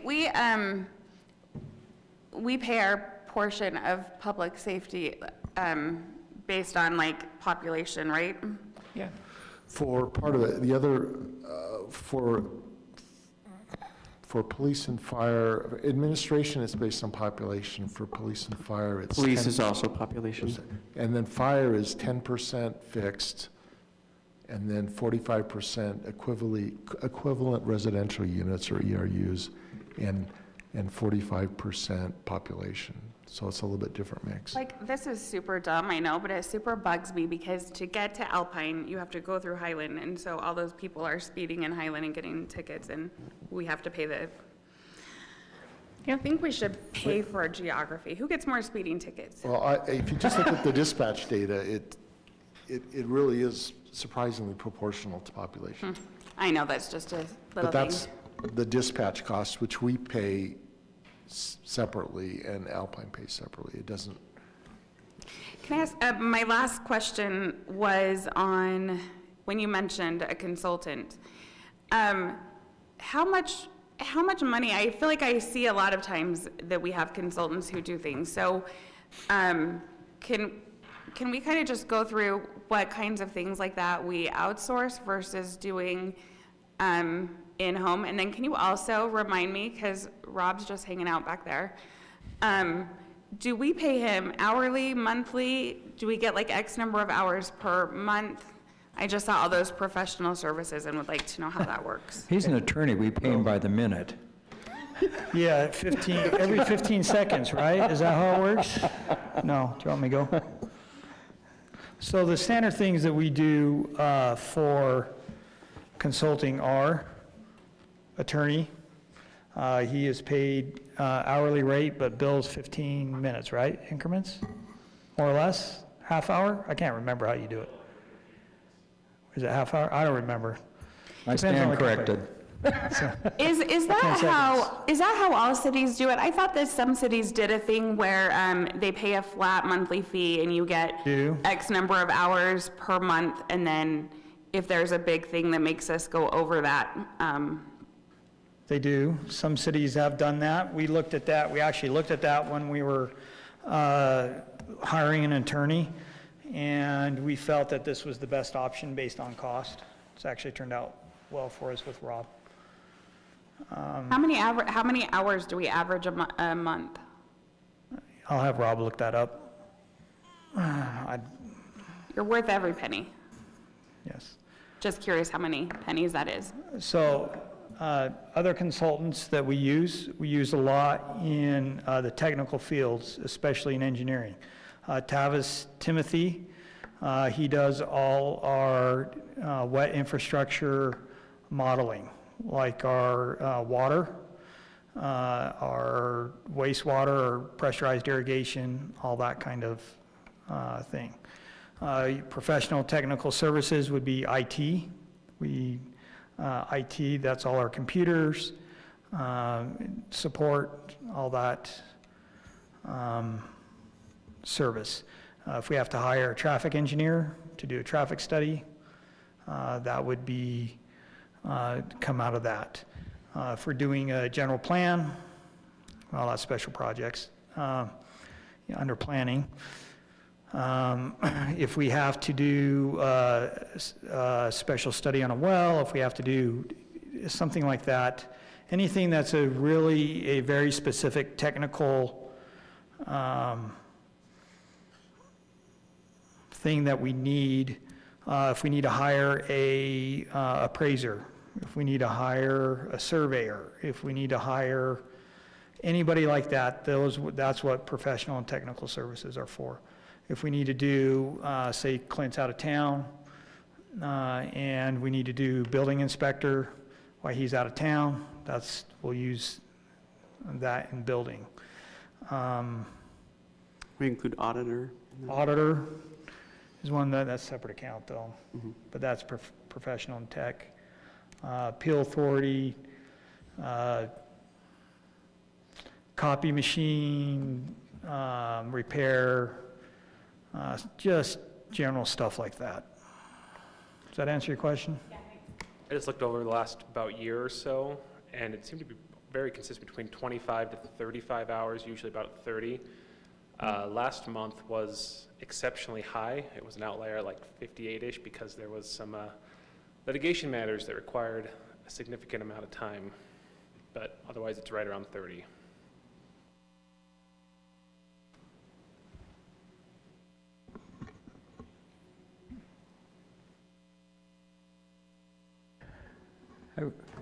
Brittany, are you finished? Sorry, yes. Okay. I wanted to ask some questions about the proposed, or our consultant talks about that 30% increase in the culinary water fee. And just so I understand things a little better. So it looks to me from the figures that I've figured that we'll actually use at the culinary water reserve this year because of some of these projects. So it makes sense to raise that up. So our base rate for the first 6,000 gallons approximately is like $12.24. And so a 30% increase there in the base rate would go up $3.67 up to $15.91. And so, but there's this interesting thing where we have been charging people for each 1,000-gallon increment up for another 10,000 gallons, 78 cents. Is that right? That's what I'm reading on the city website. So that's another $7.80. And then when you exceed 16,000 gallons, all of a sudden it's $2.04, which would go up to what, $2.65 or something. I guess the question I have is, since we've been told in last council meeting, we're in a dire drought, basically. And as citizens, we're all guilty of hooking that hose on the house and using culinary water to irrigate various things. I mean, I do it to a degree because I like to grow things. And so it seems to me like there's a big discrepancy. It's not only in the base fee, but in that 78 cents per 1,000 gallons. And it seems like we need to adjust that more to encourage people to maybe be more economic with their water use. And I don't like tax increases, I don't like fee increases, but if we've got water problems and we got to spend a bunch of water, because it's like when I talk to my wife, she says, well, if you can't get water or flush your toilet, that's an emergency in people's minds. And so we may have to just kind of do some education, say, look, we've got to do this, and we need to encourage people to conserve, and maybe we can't just charge them $1 every 1,000 gallons that they use up to that 16,000 gallons. Because if they're willing to pay for it, that's fine to a degree. But I bet, if we go up on that area in there a little bit more, that it may. So I assume the staff's going to make some recommendations. Is that right? So how we adjust things, yeah. Right. The proposal, the recommendations that Fred presented tonight are the recommendations so far. You're absolutely right. If there is a desire to influence that behavior more, obviously we're going to have responses from folks as they see an impact on their bill. So that's certainly a consideration. But I've got the impression that we've got we're kind of tenuous if our wells go out. I mean, we're down on 2 wells that we've had to do major repair. Is that right, Todd? We're in better shape today than we were a month ago, I can tell you that. Good. Okay, well, I'm just a little concerned about water. Yeah, and that certainly is something that we can look at. The 3 to 5 year window is not, we're not prohibited from revisiting that, as they recommended every year. So if there's a desire to revisit the tiering, and there's examples that Fred shared of different tiering structures that might influence behavior there, that's certainly something to consider. I just want to point out something because I see Donna sitting here. So our property tax increase, what percentage was that again? We're forecasting 1%. That's what I thought, 1%. And then the library budget, is it based solely on property tax? Yes. So just putting it out there, property tax 1% increase, but we're talking about merit increase 2%. We're talking about cost of living increase for staff. That's a lot more than 1%, and that's just something to think about, is that Every time we talk about these merit increases and cost of living increases, the library is going to not be receiving the revenue to cover that, and they'll have to take into account other operational costs to decrease those. So just pointing that out. And we did have discussions about taking them off the property tax, but they insisted on staying on it. But isn't the property tax increase of 1%, isn't that a conservative estimate? It is. There's 2 times in the last 10 years that property taxes increased approximately 1%, actually less than 1%. And keep in mind with property tax, as the rates may change, that really is just a portion of your bill, right? Revenue doesn't change, so Yeah, the dollar but we amount. will get some substantial increases because of Ridgeview and the Hollows. And the hollows, and of course, those will be built, some of them will be built this year. Yes. So they will be taxed in the next fiscal year, '22. Correct. Yeah, Right. so there'll be some growth there. But as long as Kim brought that up, I mean, I think at some point we're going to have the conversation about, you know, what we talked about with Todd last week, which is there going to be a point at which we decide to tie our property values to inflation so that we can recover those costs? I mean, what is it, 35% inflation since the last time property taxes were raised? Compounded over, 12 years is about 34%. It feels like that's unsustainable, and I'm not sure how far this budget goes at addressing any of the issues that Todd brought up, but I mean, I felt compelled by what he said last week, so I feel like we should talk about it. Like, I don't want it to be a thing where we all say, yeah, that's a problem, that's too bad, and then we come back in next spring and it's the same thing. So I think at some point, Then you're faced with the Utah County problem of all of a sudden having to raise your property taxes by 100%.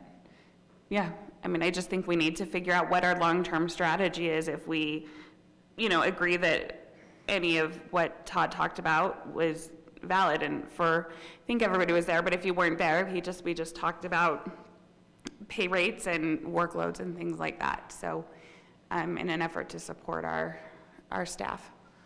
So Tyler, I mean, looking over our property taxes based on inflation, when we've raised our property taxes last, that just inflation alone compounded over, when's the last time we had property taxes and decreased it? It's been about 12 years. I think it was 2008. What percentage is that? Was it around 34%? Compounded, we're more into the 40s. 40s. So essentially, we are working at capacity 40% below what we were. Buying power of your dollar, yeah. Yeah. That's crazy to me. So what about staff? I mean, what are we looking at, 12 years ago, staff-wise compared to growth, I guess? Is our staff growing and maintaining compared to the growth? Compared to the growth of our city. I mean, is that an analysis that we're looking into? Are we keeping up with that? Or are we instead making an employee work 3 different jobs, 3 different positions, to keep up with that growth? Well, Todd was going with the model that one person can do 3 jobs, right? Yeah, until they leave us. Which, yeah, seems unsustainable. Relatable. I just think that's a hard question to ask, is really, I mean, is our staff keeping up with our growth? Are we overworking our staff? Are we expecting them to work, the staff to work for twice as much, twice as many residents as they were 12 years ago? How many residents did we have 12 years ago? I have no idea. But what was our staff? Todd, I mean, you know these things. We were Tell us. 14, 15. I mean, you're the one who knows this, you see it. Well, I actually looked at this a few years ago when we this problem was coming up, and I look back into the early 2000s, and we had 3 or 4 more employees in Public Works than we do today. That was in 2000, 2002-ish. So we we- actually had more employees in Public Works. So we had more employees in Public Works. And I think the growth that we looked at over the last 20 years was like 30% growth. And so 30 to 40, don't quote me on this, Yeah. but the point is we have grown substantially and actually decreased staff. And the reason is this exact problem, is that we are not increasing our revenue, and what we're doing is our staff is being asked to do more and more and more. That's why every time we lose a staff member, we have a very, very hard time replacing them. We have how many open positions right now, and we're having a hard time replacing them because we can't afford to replace them.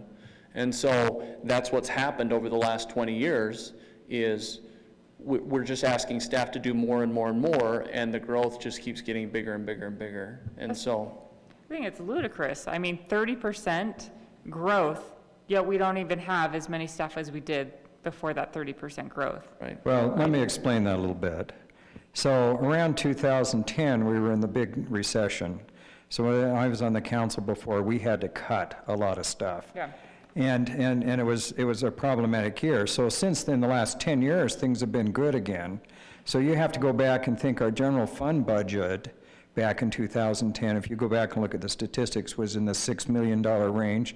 This year, we're going to be in the $10 million range. So we have increased by $4 million. Now, that hasn't come from property tax. Some of it has, because there has been a lot of growth in the city the last few years. A lot of it's come from increased sales tax and that. So our budget, you know, I understand all these things, but our budget has increased by a good 40%. So I during guess our that time. budget has increased. A general fund budget. But our staff hasn't increased. Well, and we are addressing a lot of concerns that we've had for these last few years. I mean, you can see snowplows we're doing some of these things that we haven't done for years and years. And so we are moving in the right direction. I just think we're putting a Band-Aid on a gaping wound. We've got to think very seriously about increasing property tax, whether it's a one-time thing or just incrementally along the way to try to keep up with some of this. And I know that's a really bad word in Highland, tax increase, but it's been needed for many, many years, and we just keep pushing it. I guess for me, it's not a tax increase, it's a inflation increase. I mean, cost of living goes up. You know, we'd have to take into account that 3% inflation every year, so I just don't understand why we don't take that into account. I would like to know if there are any cities that index that to inflation, that Yeah. would be interesting. Was that Woodland? I I feel like Rod knows all. I'm not aware of anybody that automatically does it every year, but Yeah. There are some cities that automatically do a adjustment every year. I think Woodland Hills does. Like, I mean, I was thinking when I asked the question about streetlights and you said to call and leave a message, like, there's no way I would do that because I know how overworked Todd and his staff are. Like, there's no way I would do that.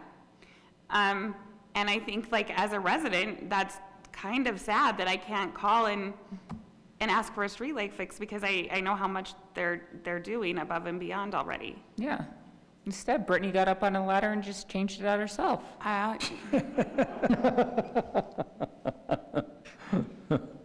about 14.5 12 years ago.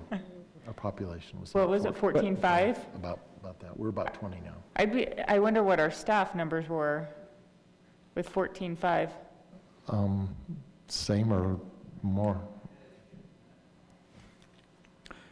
But we are addressing that. We're hiring in our budget here. It talks about what? We're picking up 3 to some 5 new people. positions? Yep. So we are making progress. And it's this council that's largely been proactive about it, so I appreciate that. Scott, so I think it comes back to the question that when my husband asked me, I pretend to be asleep because I don't want to talk about it. I mean, do we have a spending problem or do we have a revenue problem? Because, you know, with public policy, I think you always have to look back and see what is the actual problem. So, I mean, I think we have one or the other, or both. Which do you think we have? Well, I think we have probably more of a revenue issue now, but it's our responsibility as a council to make sure that we don't have a spending problem. So I have, I've been real supportive of public safety, but when public safety is starting to absorb 45% of your general fund budget, I think we need to kind of say, are there ways we can fix that? I don't know. We need to be fully staffed and things. So I think it's kind of a problem with both things. We run this city on a shoestring, we really do, compared to our neighboring cities, but they have much bigger tax bases.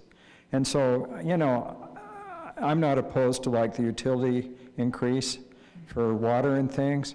I would have a hard time doing a property tax increase this year when people are just coming out of the pandemic and when we're getting $1 million in September from the federal government. Now that's a one-time thing, but we're going to get another $1 million the next year, one-time thing.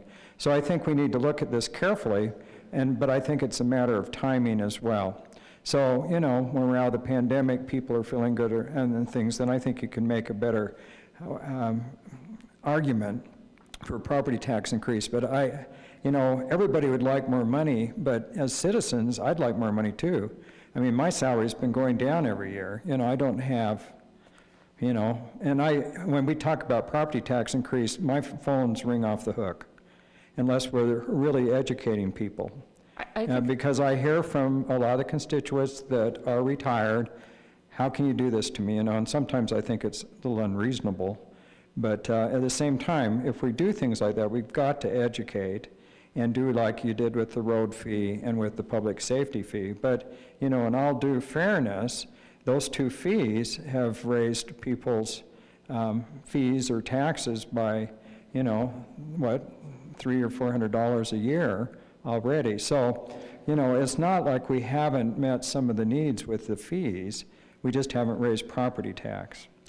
Yeah. I think you hit it right on though, Scott. It's all about an education process. Right. It's not about saying, hey, Highland wants to raise your property taxes so we can have $500,000 for Christmas lights. Did we spend that much on Christmas lights? Not in the budget. I'm just kidding. I'm so just kidding. Well, that'll come out of your please. combined But it really is just we got to look at things like, staff, increased inflation. For me, it makes sense in my head, but we need to really educate the public that we do operate on a shoestring budget. I mean, we go through this line by line, seeing where we can cut, what we can do better. Do we really need this? Can we credit card processing fees? Can we decrease that? Just little things here and there. But I think if our Highland residents are very smart, and I think if they understand the dynamics behind it, that it wouldn't be a problem. But you're right, the timing it has to be there. I think you have to just watch the timing, and we need to be cognizant. Yeah. But, you look at Lehigh. Lehigh's 3.5 times the size we are, and their budget, of course, they group everything together, but I've looked at it, it's like $200 million a year, and of course, that's with their enterprise funds altogether.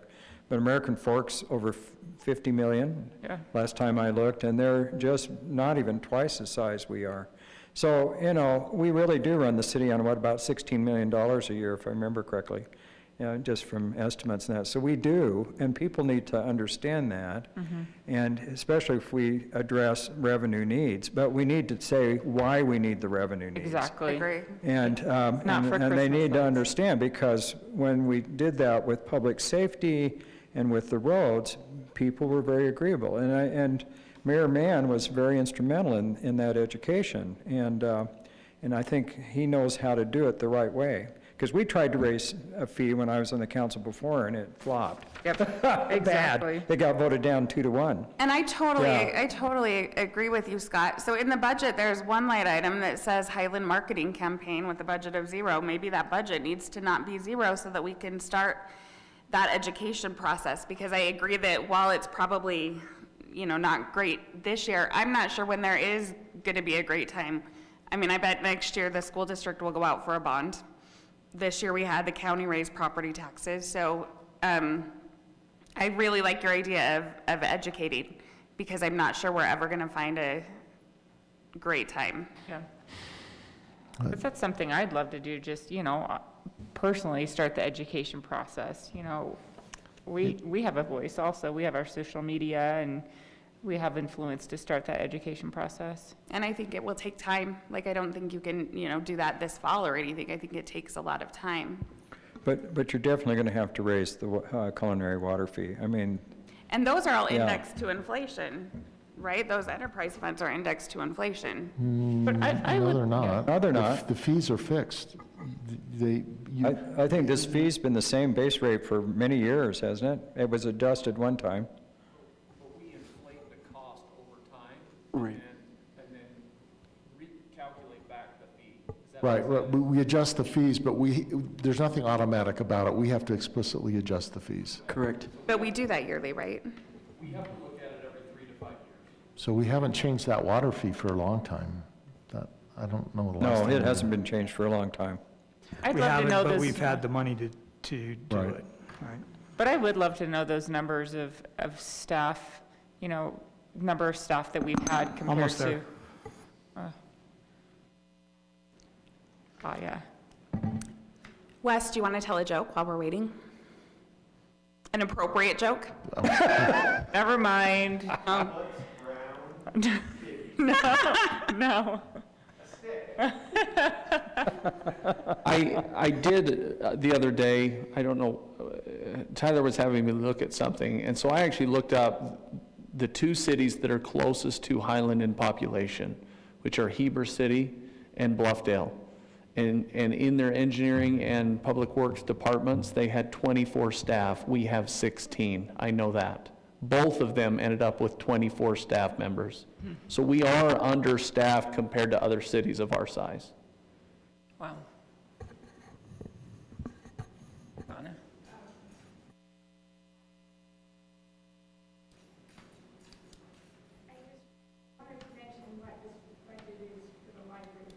Donna, you'll have to turn it on.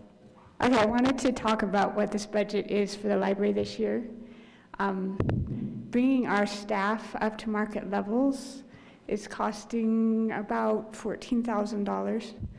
So where does that money come out of, since our income is only going up 1%? Well, it's coming out of book budget, and plus I'm cutting staff hours. So that's what's happening to my library this year. I have no choice. There's no other way for me to fund my staff to be at a normal wage level without cutting books and also staff hours. So we're cutting right now the budget for the library has about a 30% cut in the book budget. Donna?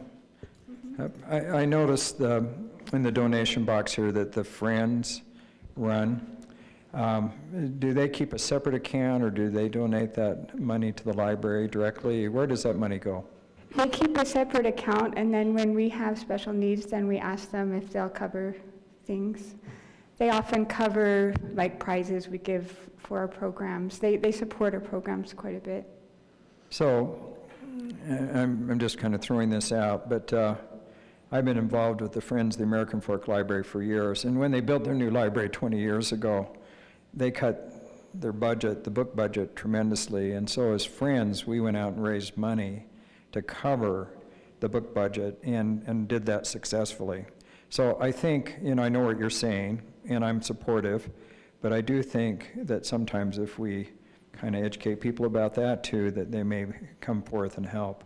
Because I need to clean out a bunch of my books. I'll bring them up here. If I knew they were going to kind of help establish money for the library and things. So I don't know. I think there's some alternatives to look at too. And we are looking into that. We've got at least one fundraiser now scheduled for the library. We're going to start to have to do annual fundraising projects, and I've got one already on the calendar. But does the foundation ever donate towards books, or have they mainly been like studies and things?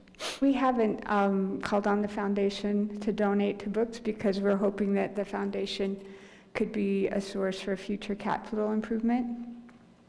So that's where we're coming from. Okay, so when I started in September of 2010, we had 27 full-time people, okay? We have 27 full-time people. We added one last fall, and we added one just now. That doesn't include what's proposed, okay? And then we have part-time Corinne and 2 part-time front desk. That's the difference. So I would be interested to know, Scott, from your perspective, and then also from Todd, but, so you mentioned that we are funding new employees in the budget, right? Is that what? Would you repeat that? I didn't hear you. There are new employees in this budget, right? Right. So Yeah. I would be interested to know, like, from all of you, if you think that this budget, as it is, goes far enough to try to solve some of the problems that, like, that we have in staffing and whatever. Do you think that we're doing enough this year with this budget? And then I would be interested to know from Todd, do you think, I mean, because you can tell us, right? I would be interested to know if you think we're doing enough.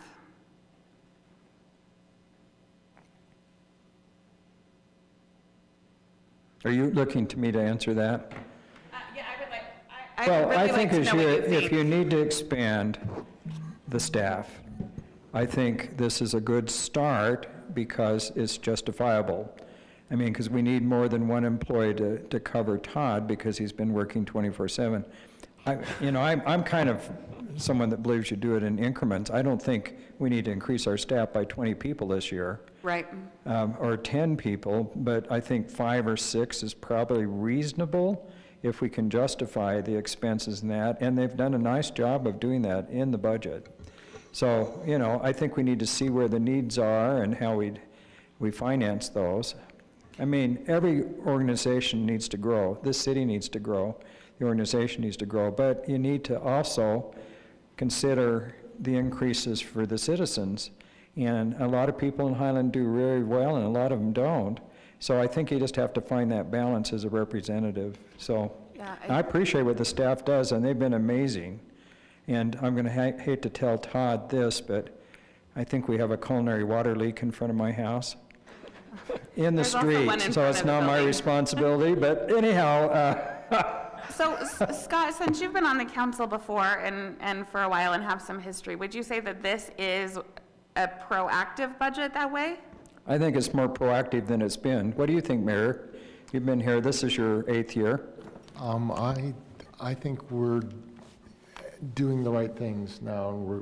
I think we're making significant progress. So I'm pleased, and the only thought I have this year of something more we could do revenue-wise would be to put on the ballot the RAP or ZAP tax, which is that 0.1% on stuff, and from our perspective, that lets people that shop in Highland and use our splash pad and parks participate in the cost of funding. For the people that drive up the canyon. Right. Yes. So, and Everyone, that would people. go, that's a voter, it goes to the ballot. It's not our choice. And what we would need to do is just say, well, how would we use that money if we got it? We really wouldn't see it till April of next year. But that's, again, education. That's education. And I think we have time to educate on that because it's not going to be that much money. So, But do you think you can do that and then go for a property tax increase in one of the next years? Because they'll say you just did this, we just voted on this.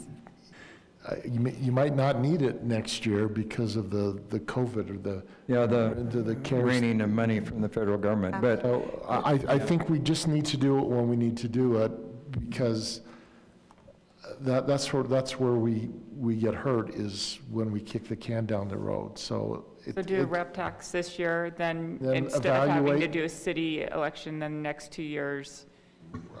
you just evaluate next year and see if we need it.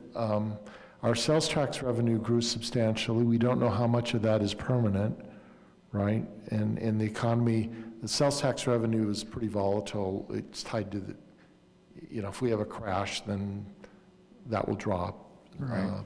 But we just need and to our see- direct sales tax right now, I think, accounts for about a quarter of our sales tax, right? So the RAP tax would be basically on the direct sales tax. And of course, half of the direct sales tax goes to the big fund, but we keep a quarter of it, if I understand correctly. Am I right, Tyler? That's correct. So the RAP tax is sales tax, right? It's a little increase on sales tax. It's a minor increase in sales tax. Last time I checked, which was like 3 or 4 years ago, it would have been about 100K a year. So I would guess we're looking at about 130. That's just total guess on my part, but it's more than 100 a year. And people already pay that tax if they shop in American Fork, right? Yes. Because they have one. Does Lehigh have one? I don't believe Lehigh does. I believe Cedar Cedar Hills does. has one, which is what, didn't they use that to help fund Harvey Park? Probably. Yeah. So the people in Highland that shop in all these cities are already paying it. Yes. So, yeah, That's a really interesting. good point. Yeah, Let's do it. I don't know. Sales tax is always the fairest tax, I think, because you can choose whether you, Yes. We do have an Yeah. item on the next agenda to go over the RAP tax process when we have to make decisions and all that kind of stuff. So, Todd, do you think this budget is proactive enough? It is the most proactive budget we've had since I've been here. I think that Nathan and Tyler have done a great job at addressing the concerns. Do I think it's the ultimate solution? No, but I agree with a lot of the comments that have been said, that it's going to take some time. I mean, when we started looking at the road fee, it was a disaster. And then we spent probably 2 years educating and making sure we had the right plan and getting it out there and doing multiple public meetings, and it completely reversed. And so I think it's going to take time with the residents of Highland to get there. But I think the current budget that Nathan and Tyler have put together is a step in the right direction, and I support it 100%. I think we're addressing a lot of the needs, but it's not fixing the underlying main issue, and I think over time we need to address that, but it's going to take time. right. So, but, you know, I talk with a lot of people that live in Pleasant Grove, and they're just totally disgusted with their roads. You know, and they've tried to come up with some solutions and things, but, you know, I just say, hey, come to Highland. We've got good roads now, or they're getting a lot better, for sure.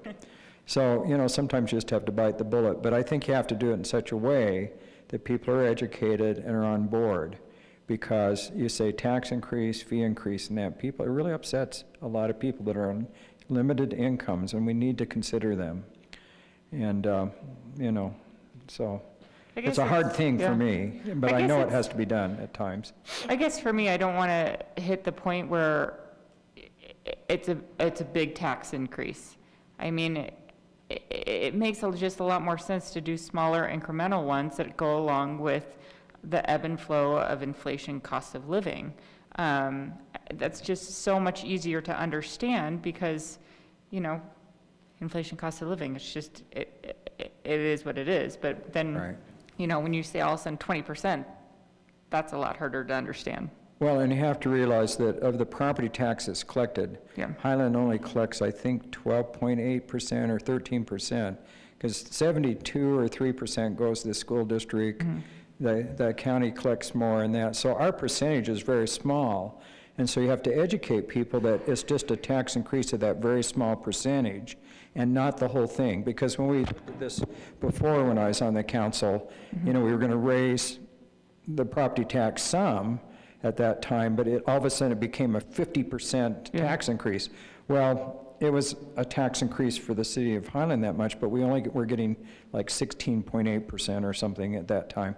So you have to, people need to understand that the property tax you pay mainly goes other places and not in Highland, so they need to understand that percentage. And also understand how it works, that as your property value goes up, that doesn't mean that your property tax is going up also. That rate is not increasing with that property tax fixed, value, it's yeah. fixed. Which is, I think a lot of people don't understand how that works. This year, we had one that decreased, I think well, we'll find out. The certified tax rate comes out in June. It may go down. I would expect the rate to go Yeah. down, because property values have risen pretty substantially. Is this accurate, Tyler? Just so I know. So with your sales tax, you take the first 1% and you divide that in half, and that half of the first percent stays with the city? Oh, no. Is that right? It's half goes to the big fund, I thought. And then the second half goes, the second half goes to the state, where it's then distributed to cities based on population. So 50% of what's collected? The 1%, 50% of the first 1%. That's correct. So 50% of the first 1% stays here. We send the other 50% of the 1% to the state to be divided by population. That's by the pool. And then the state gets like 4% and the county takes 2%. Is that right? Just so I'm understanding. Which is kind of interesting because, I mean, we talk about commercial and how we're not making a lot of money off of sales tax, but we got to take into account that, you know, half of that 1% is going back based on population, not based on how much commercial you have. Right. I don't know if that makes sense. Although commercial does generate some property tax too, which is nice. Yeah. But I think overall, we do really well. I think with the move towards internet purchases, that helps us, you know, our residents. Yeah, I contribute to that a lot. Yeah. as long as it gets here. Yes. And that's, With that zip code problem. Although we know that's probably not really a problem, but hopefully not. yeah, there's just tricky things with the I know. local. If you're buying from out of state, just so everybody knows, if you're going to buy online, go buy from out of state. Because if it comes from in-state, then wherever it comes from gets that local tax benefit. Really? We don't, yeah. That's right, because, yeah, they would get it there. Right, and I had a resident mail me once the receipt from Purple. They bought a mattress online, they get delivered to their home, and it said American Fork got the sales tax. And he said, well, how does that work? I bought it online, and we talked with the tax commission, and evidently Purple has a warehouse in American Fork, and that's where they ship from. And because it shipped from there, and it's a local business. That's where the tax went. That's, even though you bought it online, it was still so help Utah companies, don't worry about that. We do actually quite well, I think, on the sales tax, comparatively speaking, and we did better than average. The county's sales tax went up 11+% last year. Ours is going to go up 20% roughly, right? So. I see you're doing your statistics for the county. Yes, I'm becoming informed for no particular reason, just general interest.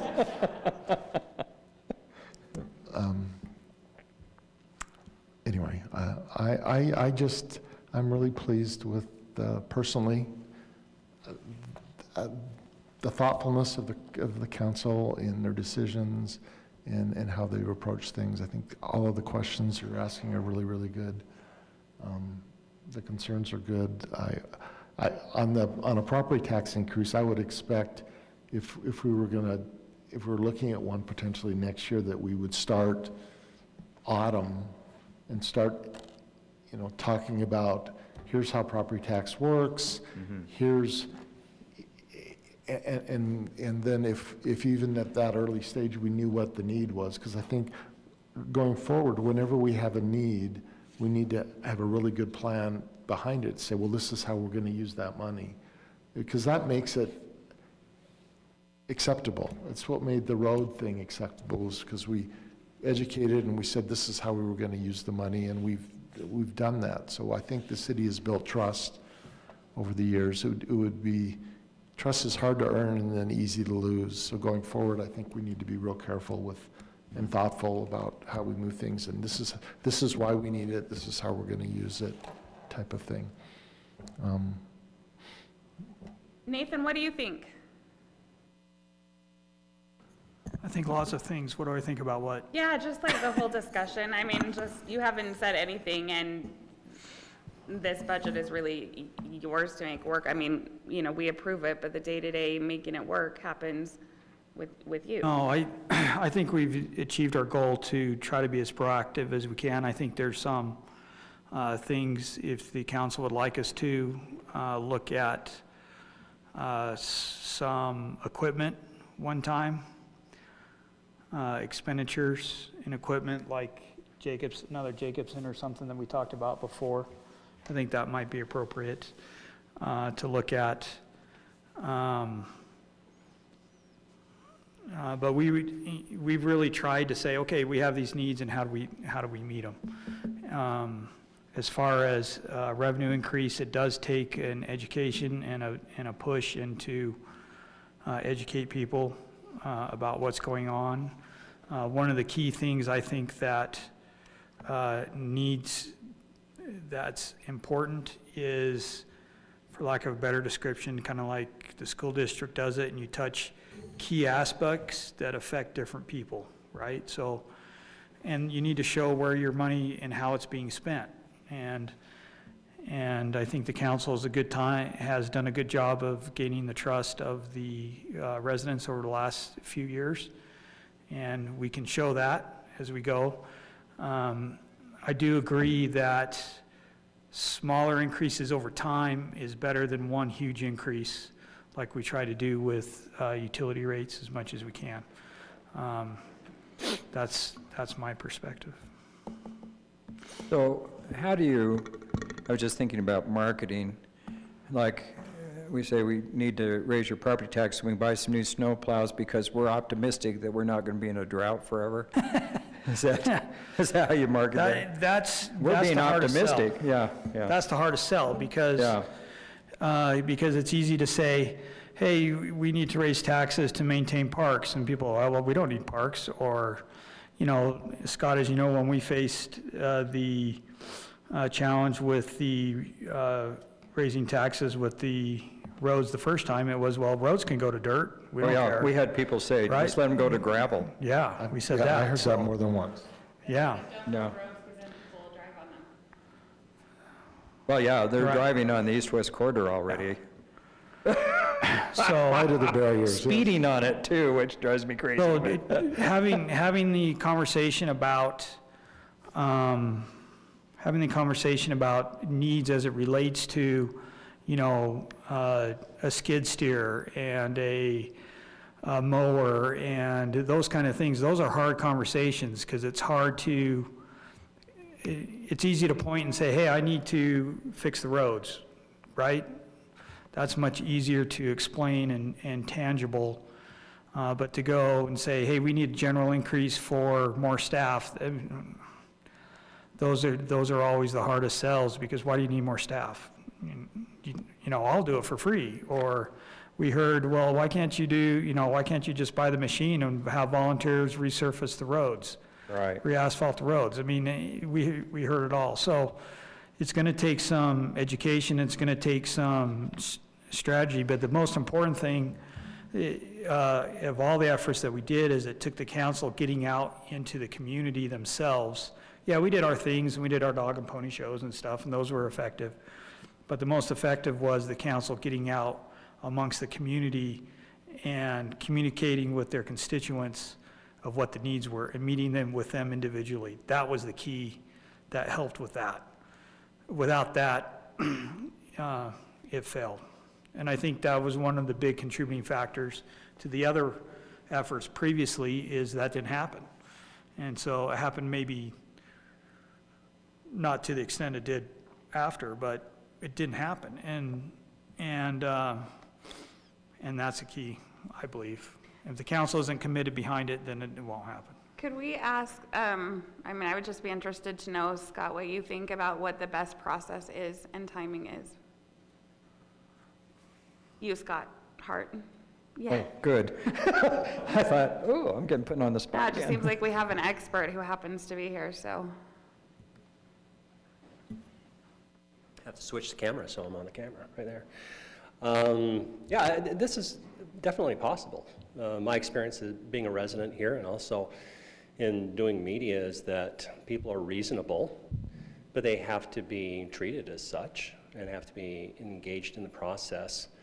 And so this is a useful discussion. I am one of those people that Scott referred to in saying we can let the roads go to dust. We're dealing with that right now. Speaking of DeVerl, talked with Todd. We have some trees there coming into the country club. If we keep the trees, we're always going to have ice there. And we're All okay. his notes about that. And that's going to be a difficult thing, but the residents there are okay with that because they're informed of what the investment is and what the payoff is. And so on the other side of it, if you make the argument that we need more staff in order to handle the increase in population that we have, if you explain that to people, people will understand it. How long does it take, I think, is where you're going with the question of timing of all this.